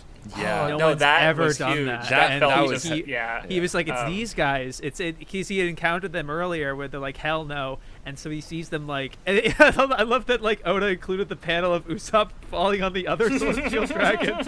Yeah, that was so good. And he's like, these motherfuckers, they actually fucking did it, and that's it was because he punched a celestial dragon that Kuma had the resolve to save them the way he did. It was fucking. Yeah, it wasn't even just because of Thriller Bark. It was because the Celestial Dragon punch. Yeah, it's like all these various things are just building into, and it's like, yeah, these guys are the ones, like, right? Like, I think he just like, he doesn't know about the Nika fruit. He's, you know, he all he knows is like Luffy's the fucking son of, you know, he dragon. Just reminds him like, of Nika because he has rubber powers, right? Exactly. Yeah, and then he's just like, you know, he's familiar with this myth, and he chose Luffy, right? Which kind of factors into my Blackbeard video, just saying, where it's like, you know, everyone chooses Luffy just because of who he is, because he's Luffy. He's great, and it's so good.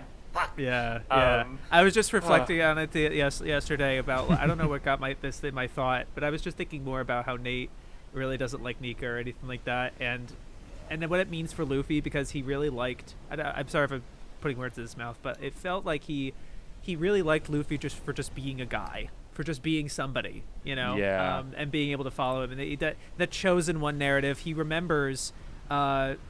Making fun of Naruto fans, like the One Piece fans would make fun of Naruto fans when Naruto would be like, "Oh, he's the chosen one, haha!" Like not like our MC or whatever. And then it becomes that way, right? Rip Bozo, right? Very big Rip Bozo. But then I was thinking about it, where it's like, I don't think it factors in that much because it doesn't change who Luffy is. Exactly. Luffy doesn't give a shit. Well, and I love that especially in the anime.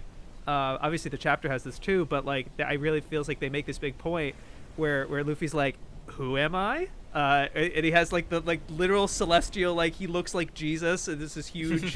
Like he just looks like the chosen one. You couldn't make him any more looking like the chosen one. And he's like, who am I? It's like, Monkey D. Luffy. I'm the man who become king of the pirates. Let's go. I'm the same dude. I'm the same dude. It does not matter.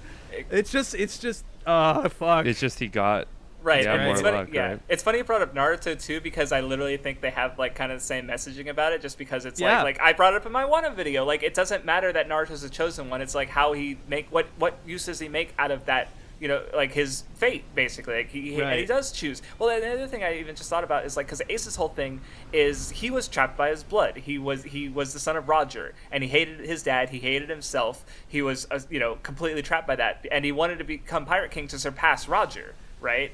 You know, so because if he surpasses the Pirate King, then he's no longer the son of the Pirate King. He's better than him, right?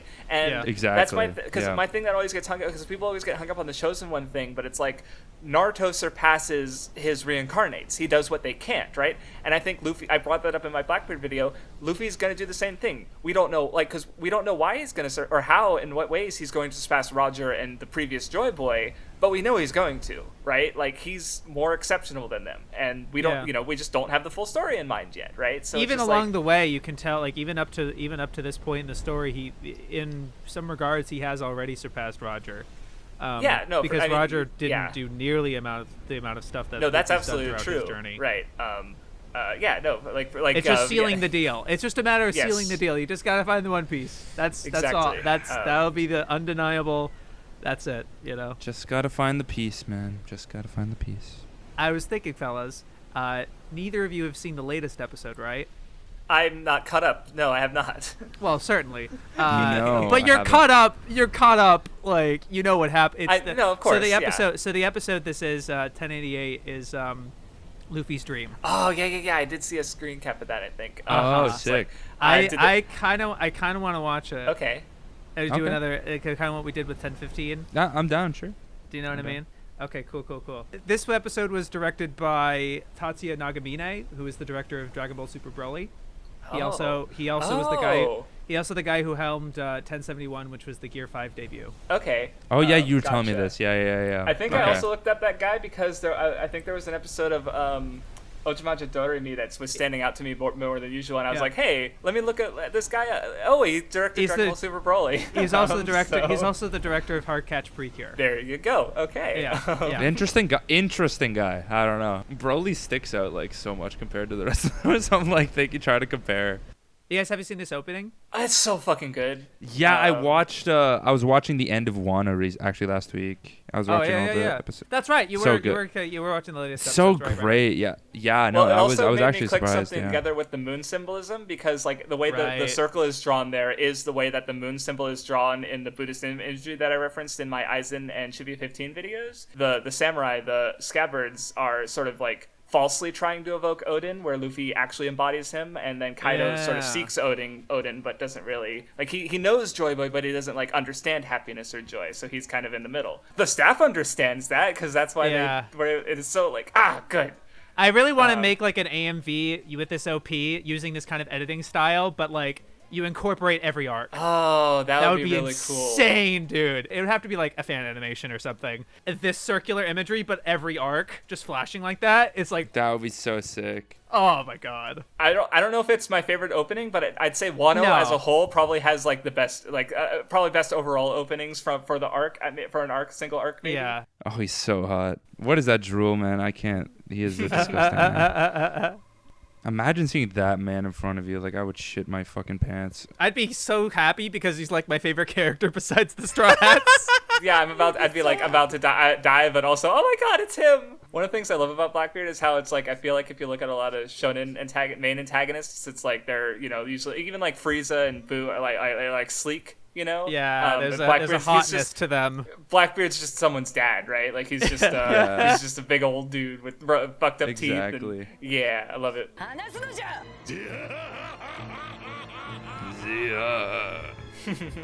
See, that's what you don't get in the manga, dude. You don't get the laughs. You don't Get the laughs. This right here. It's Toei. I wonder whose tragic flashback that'll be a part of. I love how Kobe sounds 50 years old. It's amazing.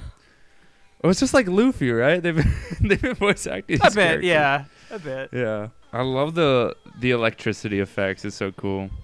Yeah. Wi-Fi hockey. Hit different. I love people are so pissed about all the electricity effects with like all the other power-ups from like Or, just yeah, it's like Dragon Ball or or- whatever. yeah, I'm like it kind of fucks though.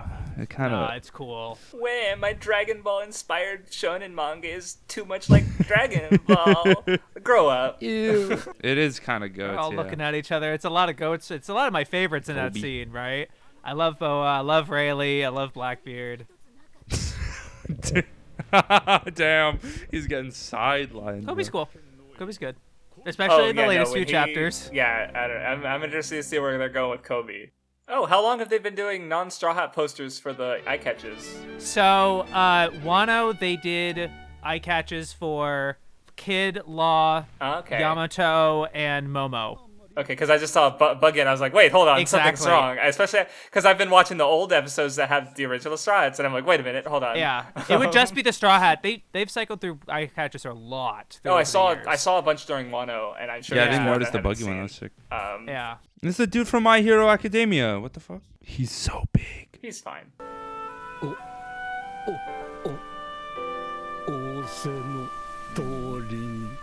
God, after reading the last chapter, I'm feeling some of this. Right. Dude, the stunted voice acting, bro, that's hitting. It's because this is like the first time we see him in the anime since the flashback, so that they totally made this knowing that shit's gonna happen. Luffy.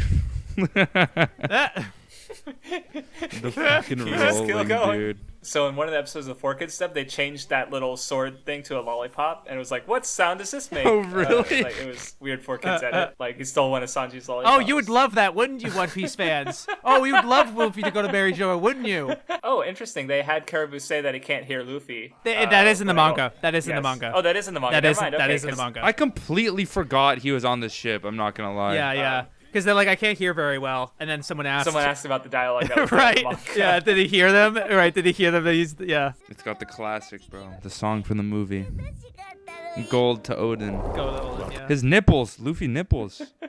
And then I think they have to reanimate this. This is what I was thinking of when they announced Wit Piece. It's like, oh yeah, they can't use any of the old footage because it's in really bad condition. Why is Brooke like that? Brooke's never seen that. Brooke's never He met feels me. it, dude. I like that. I like this bit of dialogue though, where like the 3 people who wouldn't know Vivi is just like, yeah, that sucks. There was definitely a period of time where I was on board with them. If you did anything to Vivi, I'm gonna find your fucking house. Yeah, Oda better back off. He can't do anything to the queen, dude.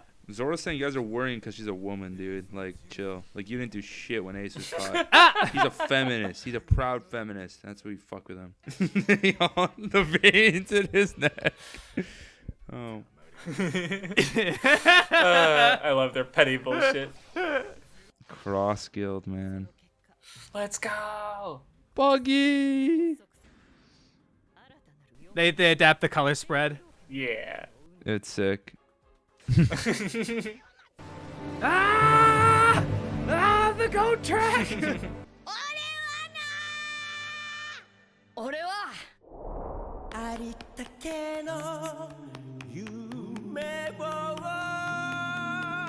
It's that song from the show.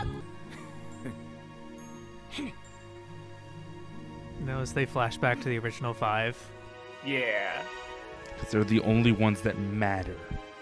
それが俺の夢の果てだ That's a beautiful song. That's a nice song at the end. Yeah, that was a new track. That was the first time they used it. Ooh, okay. All right, yeah, I got chills. Mid-piece. Shut up. Okay. Fuck. Mid. That was good. Right? Oh my god. I guess it'll be in the next episode, but I also like the one panel of where Nami, she's like kind of like leaning on her hand, and she's got that really good smile. I was waiting for that too. I hope that's in the next episode because I really like that is. expression. Okay, that's good. That's good. It definitely is because I checked as I was missing that moment too, and it's the next page. Like they hard stopped at that line with Luffy, and she says that after he says that. Okay. So it's yet to be seen, but it'll probably be in there. Yeah, that was a good episode. I got chills when the music Right? choice. And it's like, ooh, I had a big smile on my face. And that's what I was thinking. We're just like, only Toei Piece could do that. Yeah, exactly. Because they had established that from them, and all the kind of experience and clout that they developed over the 25 years that they've been making it. Yeah, because they have not only, like you mentioned, like the Toei soundscape, but also like Toei's pool of talent, right? Like, because that director has literally been working with them for over 20 years, right? Like, I'm sure he's been working. I noticed him in Doremi, but I'm sure he's been working on with them longer than that, right? Yeah, it's so intrinsic, and just imagine me watching that episode. And then the next morning, when we were waiting for like Oda's statement about, because that's all we thought we were getting. That is all we thought we were getting was like the next, and he's like, oh, that person and that person will fight, or whatever. And we were just like, oh, we'll wake up to that. And instead, we wake up to fucking Wit Piece. Yeah, which in itself is like, it's definitely not something to get super excited for. Like, my response is basically, oh boy, 4 cakes.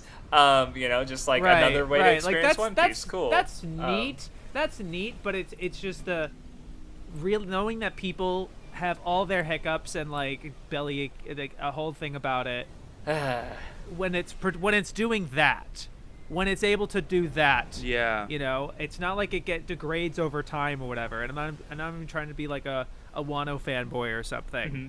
Well, but it's capable of those moments. Yeah, well, because my thing about that, because obviously, like, yeah, we've had stuff like this, like the walk to Arlong Park, right, where they're able to expand and just pad it out, but in a way that like adds to the atmosphere, right? Really makes that moment. Because I will say, matter. like, because I guess the thought I was having, because obviously, like, we don't know how far the Netflix is gonna go, because like, it was a comparable success to fucking Stranger Things, which only had like 5 seasons, right? So. That means One Piece is getting to the time skip and it's just gonna end, right? Like it's gonna I don't if it gets that far, I don't really know because it does because like One Piece because it literally starts with Luffy, I'm gonna become Pirate King, right? Like there can't be a Hunter x Hunter like you can stop here reasonably, right? Even if obviously there is more story, but it's like this is fair, you can't really do that with One Piece because I'm gonna become Pirate King. Okay, is he Pirate King yet? Is he Pirate King yet?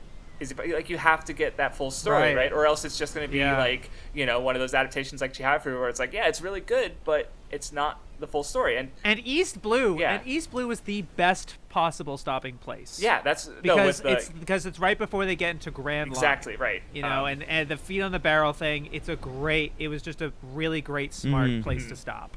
It made complete sense. Right. But now every subsequent season. It'll have a good ending. Obviously, like the ending of Alabasta is really iconic and amazing. The ending of Skypiea is even really good. With him like the big sky thing or whatever. The bell. Well, because they could, but then it's still not out. But like no, it's not. You don't get there. Right. You don't go the distance. You just never gonna. They're never gonna. Well, because because the reason I kept thinking about like Alabasta specifically is because one, it's as far as like going the distance, it's a reasonable spot. Like obviously the Netflix is.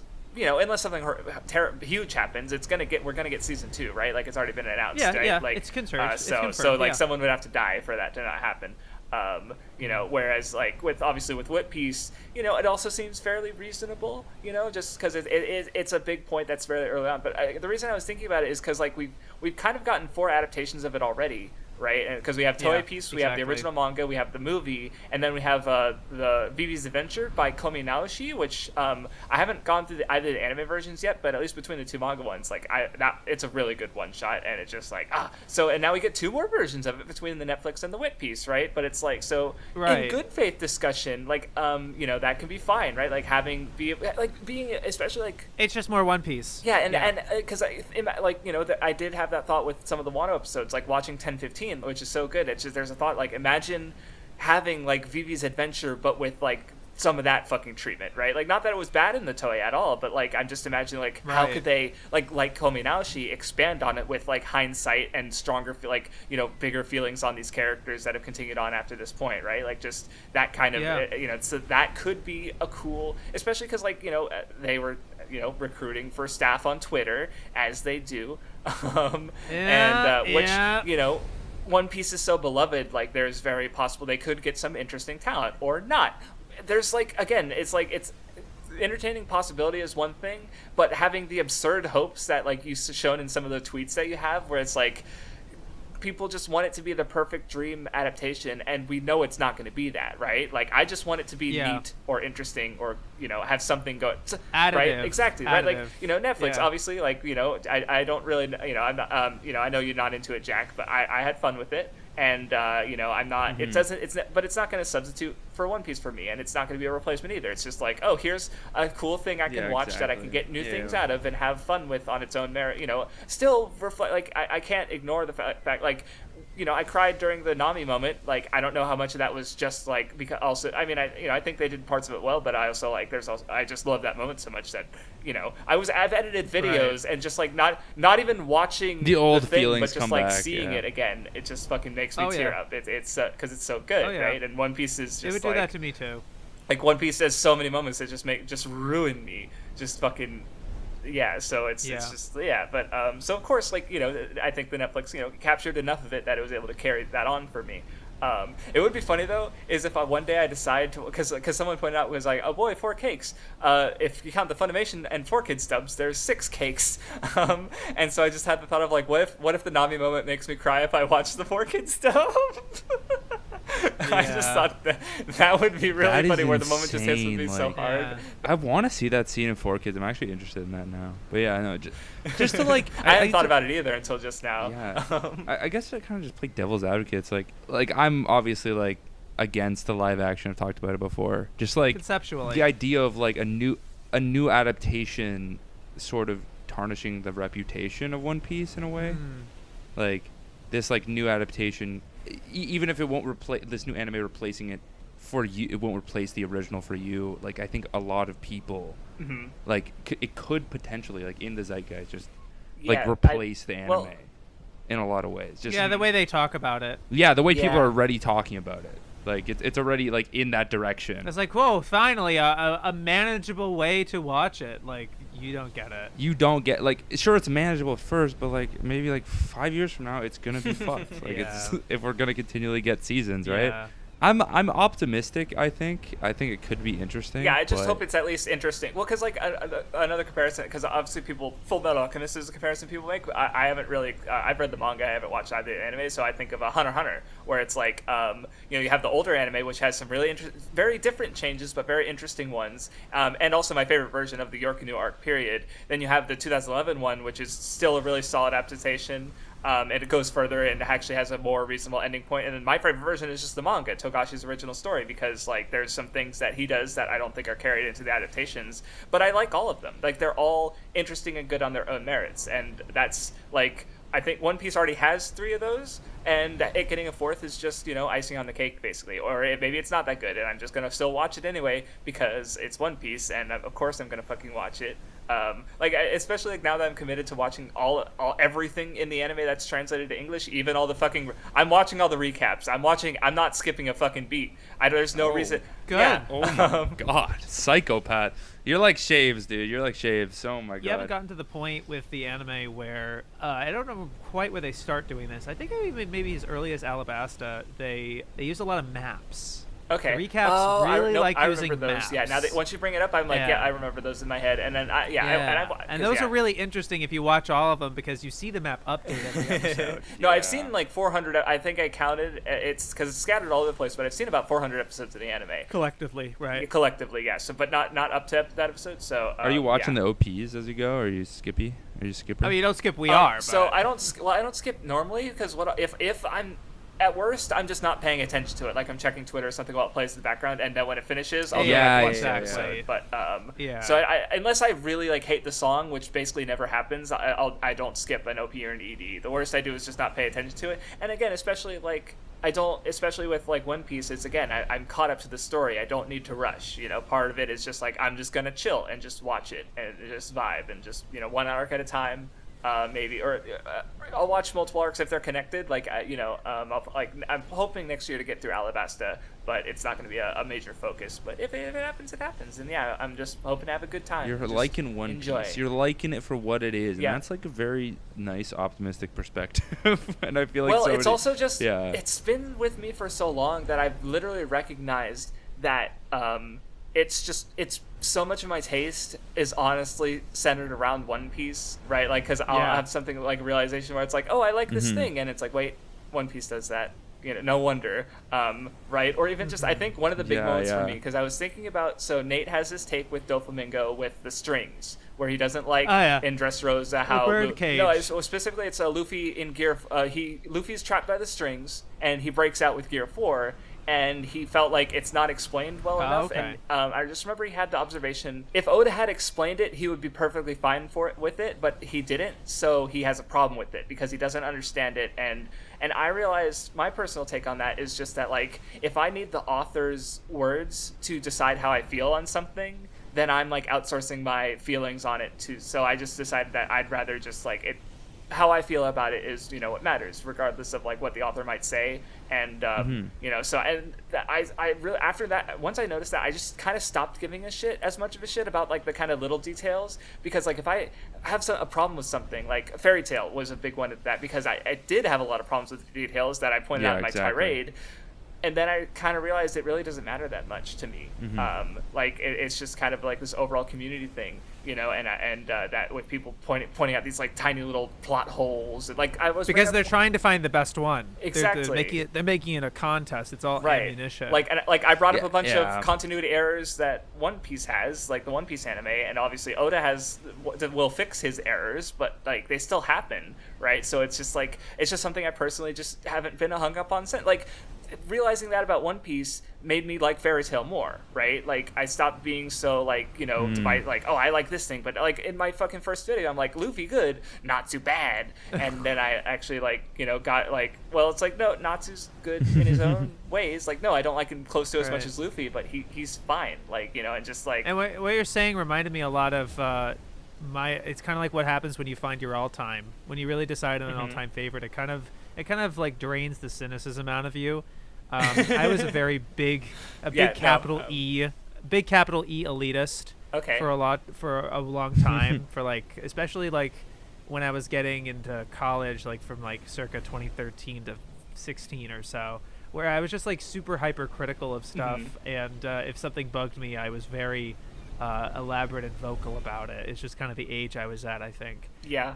We all go through that period, I think. Right, and some people never leave. Unfortunately. Yeah, exactly. Because they don't have this aha moment that you're talking about, where it's like, oh, the function is to just enjoy this stuff. No, I love the way you frame it, where it's like if you don't enjoy it, you lose, like you failed, you lost, right? Yeah. Like that's not you don't want to be in that position, right? You want to enjoy the thing. And I remember like it was Ashino Joe and Ashino Joe 2, like finishing that. I remember this like this feeling of like, that's my all time. Yeah. And it's like I just kind of lost that cynicism or whatever. And I just feel like I was able to enjoy things a lot more. No, because like once you get to the point where it's like, well, nothing's going to compare to that, right? Like, well, yeah. Then it's like you can't just enjoy one thing. You can't be such a boring person that Ashino Joe's good and everything else is shit, right? Because obviously you don't feel that way. You love Nausicaa, right? Like you love all these other things. You know, LGH. I had seen LGH up until that point, but then like Black Butler was still the placeholder of like the kind of nostalgic all timer or whatever. Even fucking LGH. But then it was like that for sure. No, yeah, well, because it is funny because like One Piece has been my I forget when I realized it. I know that so there's just two other manga I've thought of. It was one is when I first read 20th Century Boys, I was like blown away. I'd never read anything like it, and obviously it's still a fucking Urasawa is so good. Like, right? Yeah. And I just remember having this debate in my head of like, do I like which one more? And it's like, I think I'm gonna settle on One Piece for now, just because I've been a fan for it longer. I need more time with 20th Century Boys to decide if it's a favorite or not. I've literally since that day, I've literally never asked myself if I like something more than One Piece, because One Piece has been such this permanent fixture in my life that it's like, well, like it was really funny reading Chihayafuru, and it's like, yeah, I think it's better. I think I like it more than Sangatsu no Lion. I think, oh my god, it's so peak, it's so amazing. Like there's so many characters I love.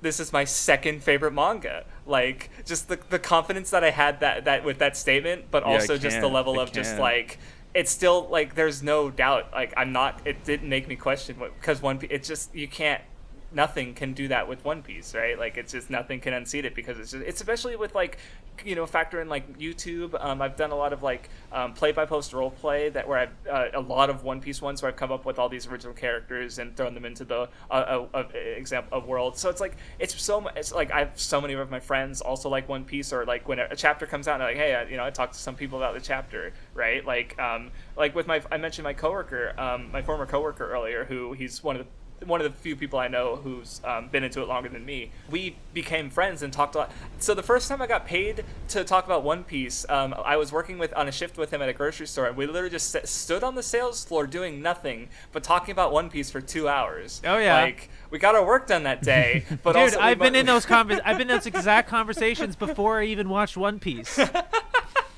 That's how my it was. That's you know, funny. Right. So it's like, nothing can ever replace One Piece for me, because it's like, you know, like we were just talking about the new chapter earlier, right? I do that with a bunch of my friends, because it's like, you know, it's always a relevant thing to talk about. Like, hey, you know, new chapter came out, and like, you know, been debating and making theories, and you know, just, you know, all this stuff for so long. It's like, yeah, you can just it's such a unique property, because it's nostalgic and also new at the same time, because it's like, it's been running for so long that you look back at the early stuff and you're like, oh, I remember those characters, and you're still watching them now, and it's still getting better, and it's still growing as a story.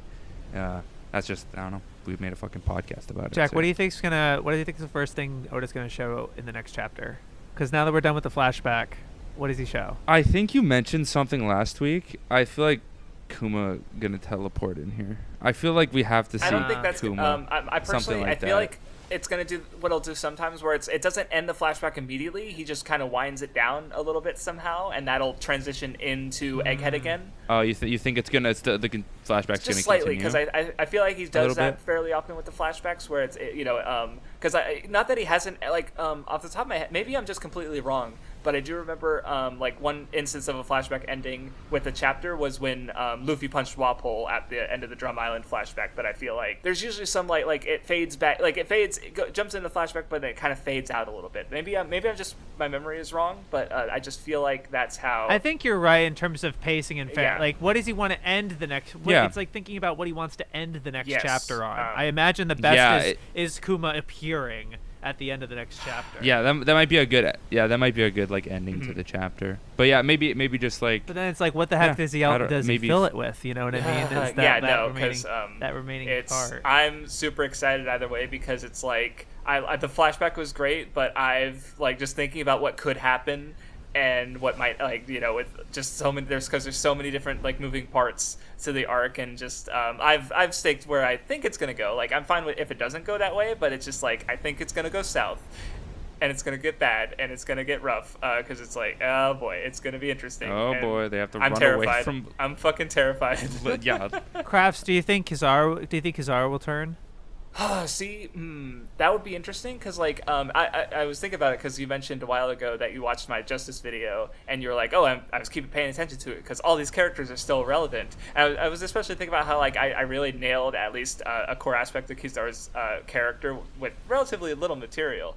And now we're really seeing it, because seeing him do the Nika dance in the flashback and then bury that part of himself to kill Vegapunk basically is so, because part of me is I feel like he's already staked his flag, right? He's already beaten up Sentomaru, and he's already going after Vegapunk. Yeah, he chose his I feel side he's already. already Yeah. set. It would be if he does turn, I'm really interested to see what hasn't happened that would change his mind, basically, right? When he's already so deep seated. I just find it interesting how he asked Saturn to do it his way. Oh, that is true. Yeah. And then the fact that he is the powers that he is, and he's he's demonstrated how just fast, and he could have finished this mission a while. He didn't have to scuffle with Luffy the way he did.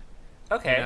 Okay. So I do fair. think he's been holding back and trying. I don't know what he's thinking, but it feels like he was trying to find a particular way to get rid of Vegapunk without killing him, or just doing something in a way that would, because he obviously didn't KO. Basically Sentomaru. Doing what Garp did at the war, where he's kind of right, where he's less allegiance, less right? blatant. He obviously has Right. clear allegiances and everything, but just finding a way to kind of dance around that. But now that Saturn has officially gotten into play, we haven't seen what Kizaru's actions will be, because he got OKO'd by Luffy. He's still down for a little bit. So we're not really sure what his reaction to Saturn coming into play would be. And another observation that I have thought about with Kizaru, well before his character stuff started happening, just knowing that he was on Egghead, Blackbeard's fruit probably hard counters Kizaru, right? Because not even light can escape a black hole.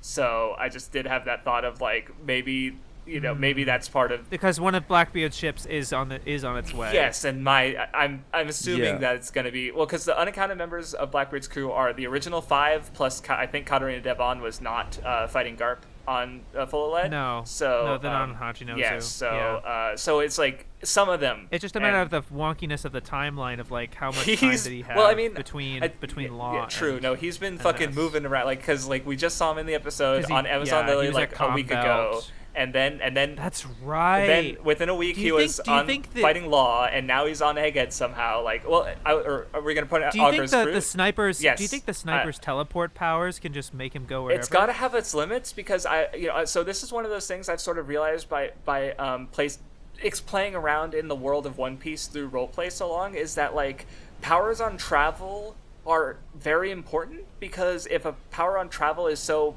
like, if it can help you find like Laugh Tale, then the story doesn't work, right? Yeah. So because if you think about it, there's really no devil fruit that would help you find Laugh Tale faster, because, like, you know, if you think about, like, well, I mean, like, there's some, like, I guess, like Violet's fruit is sight based, but it still has limits, right? Like, because the sea is vast, you know.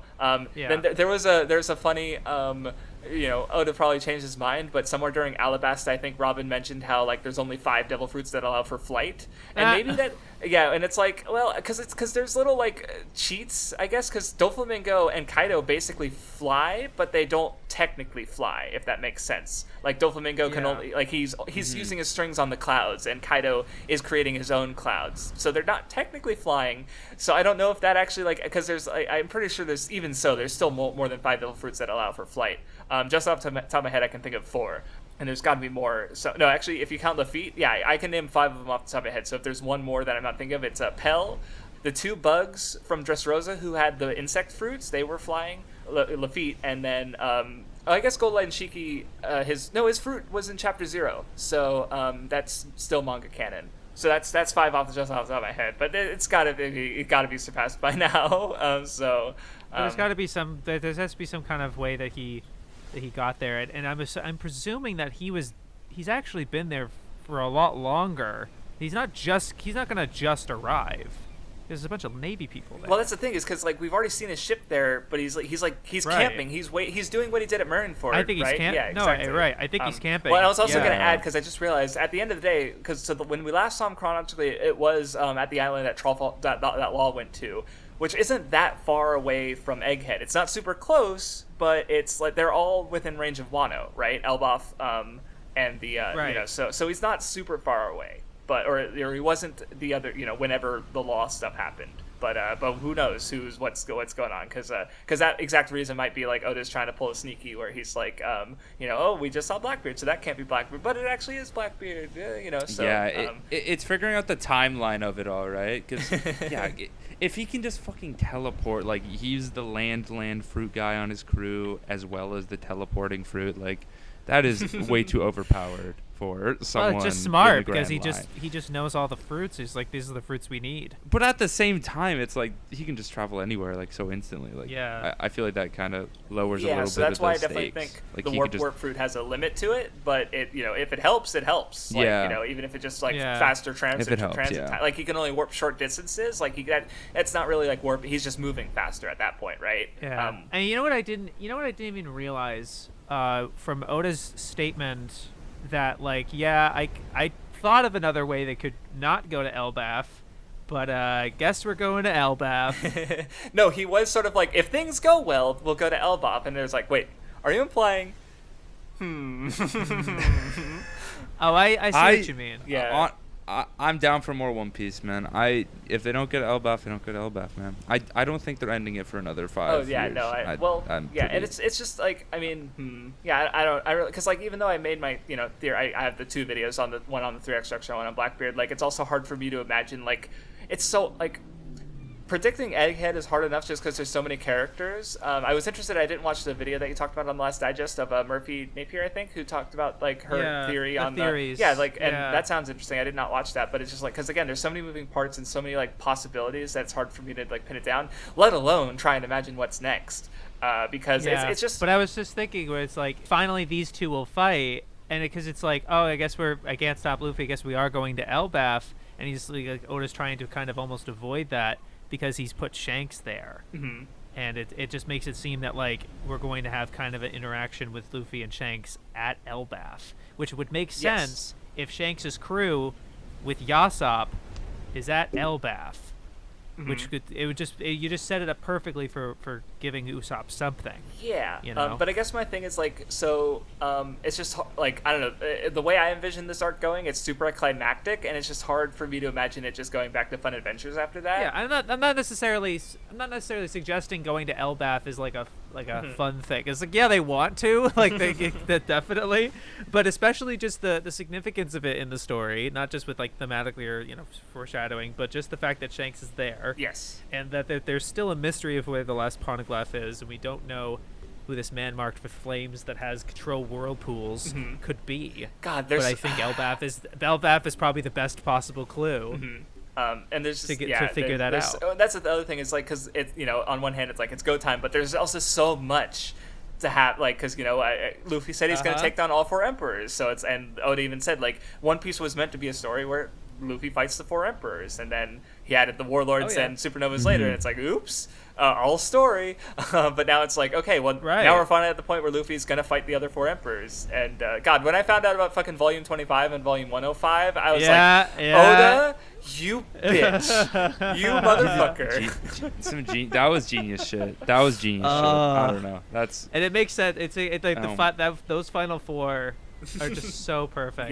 It's just so. It works so well. There's so many aspects to like each of them, and they all bounce off each other and work really well. And I do think, in one way or another, all 4 of them are arriving at Lodestar, not Laugh-Tale, Lodestar. Yes, you shared at the same time. But God. Well, because there's all the shit with the world government. There's the revolutionaries. There's the other 3 emperors. There's the Luffy alliance. They've been said to come in at a certain point. Which if Luffy loses, that's like newsworthy, and they're gonna be like, we got to go help our captain, right? Like that's that seems like a reasonable possible follow up to Egghead. It's interesting because the two threads that they have is that they have already declared war with Shanks. Unlike Luffy, they've kind of Bartholomew, declared it for him. I love him. I love him dude, too. Wait, going to that when we got that chapter and it's just like, oh, the flags he's burning are Shanks's flags. Oh, fuck. Oopsie. But the other 2 but there's the 2 other characters of the fleet punching a celestial dragon. Yes, that's right. Oh God, I love them so much. So I think there's everything you're saying, like, oh, but what about everything else they have to wrap up? They can all wrap up themselves. I think the revolutionaries, Marines, with Kobe leading some sort of coup with sword, and settling all of that. Well, because but anyway, I was another random thing that I'm still just waiting on is so during the first when the Straw Hats came reunited, there was the Around the World cover story and stuff. Oda showed Crocus drinking with a guy with a hat, and he had like a flowing robe with like striped robe, and we still don't know who that motherfucker is, and we didn't see it because I might have thought at the time it's like, oh, it's probably connected to Wano or something. Well, Wano's over, and we still don't know who it is. Oh, I'm sorry, who's Crocus again? Crocus is the guy in Cape. He's the Laboon. doctor of the Rogers Pirates. Right. So he was drinking with another guy. Yeah, who we still don't know who it is. I don't even remember that. And so this was one of the. Yeah, no, I can dig it up. Give me a minute, but it's just like, Oda, why? Because that's the thing Oda would do, and like, and just be like, this is going to be important later. Fuck you, and it's like, well, okay. Well, like revealing the whole like Shanks being a member of the Figureland family in a movie for Film Red, and not anywhere within the story itself. So people who are manga only had no idea about Garling and Shanks. Yeah, I had watched the movie and I didn't even catch that. So you like explained it to me last podcast, and I was like, oh. Yeah. So I was like, well, and even like that's I mentioned it earlier when like I lost my shit when Rayleigh showed up, or because I was like, oh, it's that guy from all the way back then. It's just like that's just one of the like because one of those things that like I realized, oh, I like this thing. It's like, oh, it's just One Piece. Real quick, I just found the page of that's the guy.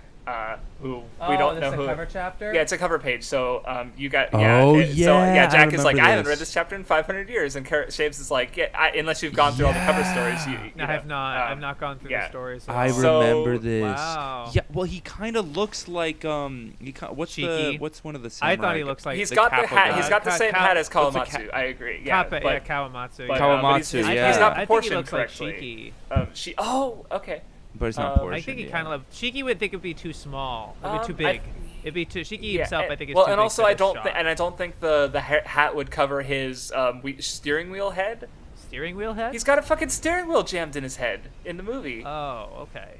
I didn't like after volume 0. You said Shiki, right? Yeah, I thought because I was picturing what he looks like in God Valley. The flashback. In God Valley incident. Yeah, right. But after that, he fought with Roger and got into an accident and got a ship's steering wheel jammed into his head. So that's why he had that design in Chapter 0 and the movie. So. Okay, yeah. it could just be a new character. Like, That's is it the man marked with the burn Right. scar? Is it some other that's what I was random Roger thinking. pirate? Is it like fucking because he's sharing a drink with Crocus, so it implies like Yeah. the olden days. So yeah. but it's just one of those little someone things where related it's to like rocks. he's just been in the back of my head for so long, and it's like this was almost 500 chapters ago, 10 years of serialization time. Yeah, I remember that. Oh my god. Yeah, no, I'm like, oh yeah, Wano's gonna come. Yeah, we'll It get could explained. it could just be a whatever thing, but the fact I'm just noticing how Laboon is reacting to him. You know, I don't know why Laboon. It does Specifically. actually, because I just assumed his mouth was open, Right. but it does look like he's like, Yeah, oh face, because He just seems to be actually reacting or yeah. something. That's maybe, interesting. but anyway, to finish my thought, as I was saying, is it's just like, yeah, like one of the things that's neat about just long form stories in general is that because like, you watch a movie and that you see a character and then you see him later and it's like, oh, it's that character. It's kind of different when there's 10 years in between you seeing the character and you being like, oh, I know that character when they're introduced, Yeah. right? Because like again, that reaction I had with Rayleigh went back when that chapter first dropped, and I was like, oh, the first mate of the Pirate King. We already knew that Shanks and Buggy were on the Pirate King ship at that point from Whitebeard, and then obviously like, hey, this guy sort of has a unique design. Look at his beard; it's all like stripy and stuff. So it was even fun watching the anime later.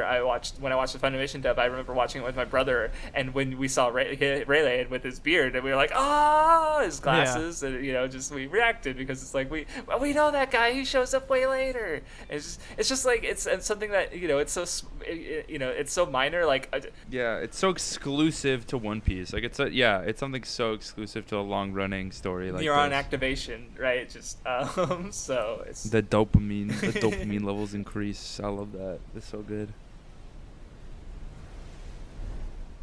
Well, thank you so much for coming onto our ship craft. Appreciate it, man. Appreciate it. anytime. I mean, I already have like so many hours documented, like main channel video essays. The Nen just Wano on the Nen show was 13 hours.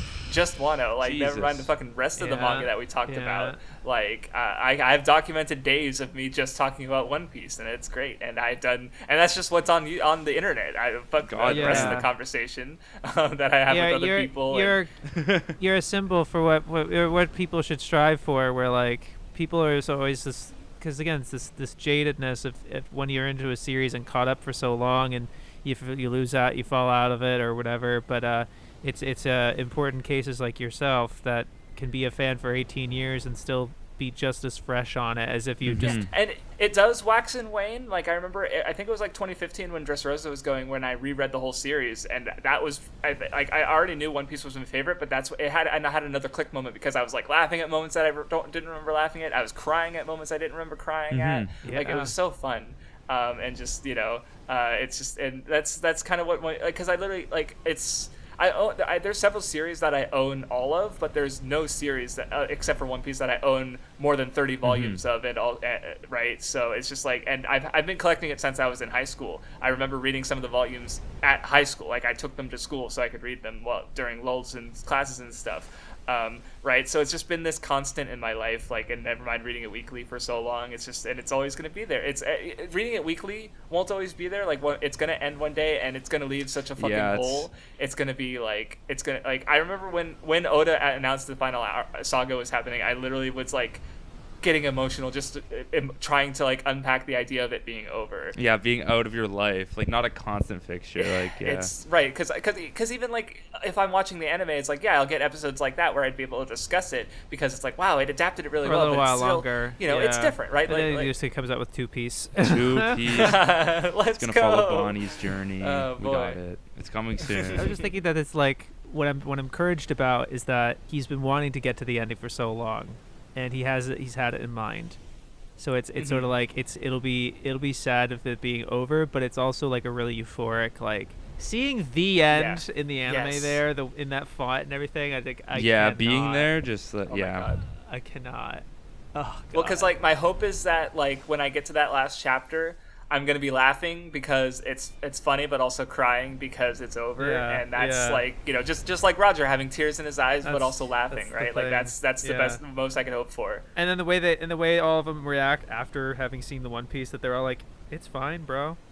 It's okay. It's all good. You know, they're really chill, and they're not trying to take over the world. The fucking TCB thinking like, oh, it won't end when they find the One Piece. Now they have to they have to destroy the world government. They have to be Emu. It's like, you know. I mean, you don't get it. That can happen on the way, or the stage can be set. Like, I was going to mention one possible idea I had is just because I was thinking about, like, you know, Blackbeard destroys everything, but Luffy, you know, there's destruction, but there's also rebirth. Because I was thinking that the Marines might carry on even without the world government through, like, Kobe and Smoker as, like, because the world needs protectors. Like, pirates are mostly pieces of shit who need to be stopped. So it's like there's, you know, something like that could happen. Like, not a complete destruction of the world government, but just like, you know, it still be completely overturned. I don't deny that it will be absolved in some fashion because they're clearly the antagonists and everything. It's just like, because like, you know, obviously we're gonna get Rox's and Blackbeard's story, but we're also gonna get Eames, because like the way Oda will, like, you know, that's why I knew we weren't gonna get Rox during the Kuma flashback, because it's like Oda didn't reveal what Odin looked like until the Odin flashback. Right. We still haven't seen what Rox's look or Emu have looked like, and we're probably not gonna see them until a very specific point in the story, right? So once all the Gorosei are defeated, he's saving us. So anyway, one arc for every Gorosei. We have 5 arcs left. Let's go. Possibly. You think they stop coming down from Marajo when they keep getting their asses beat by Luffy? That's so funny. They're like, wait. They're insects, man. Well, thank you guys for watching Piss Pirates. We appreciate it. See you in like 4 months. Next time some ridiculous One Piece news happens, and you guys gotta talk about it. Oh, you're right. So. That's right. That's fair. We have to, yeah. All right. Thank you so much, fellas. But thank you guys for watching. Bye.